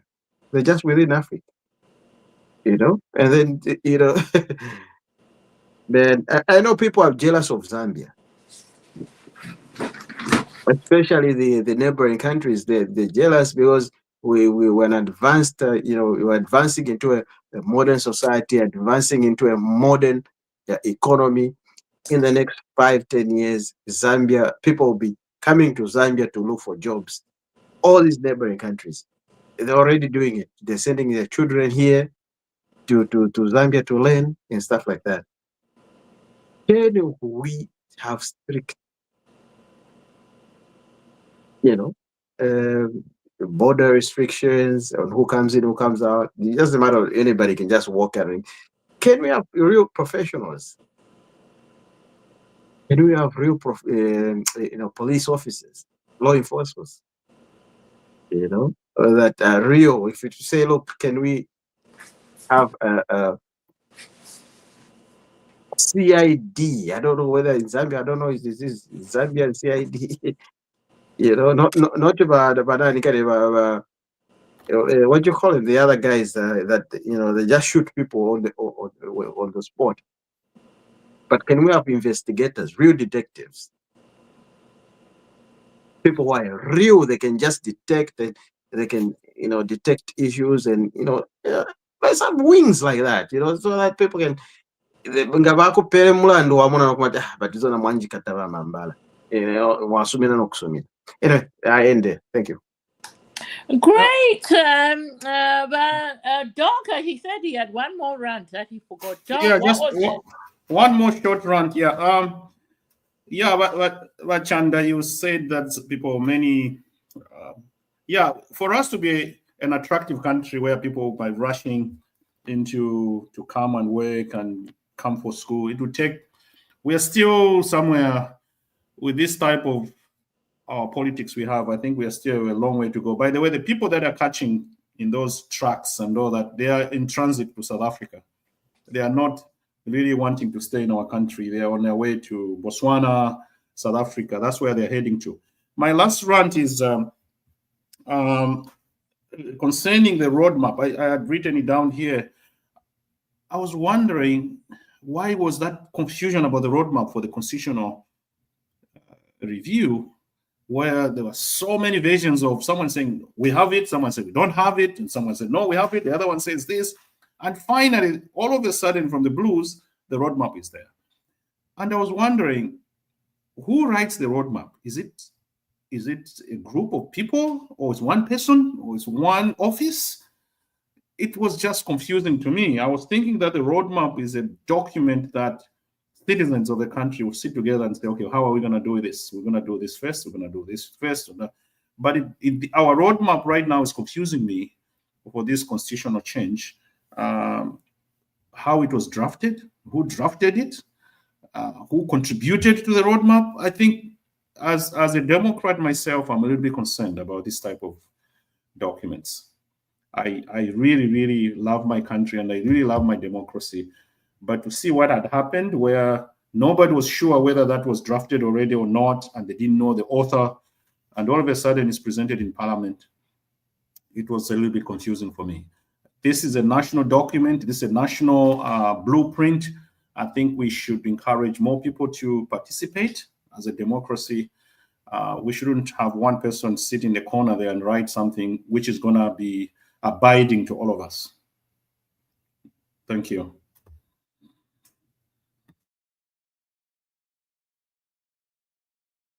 I think you are muted.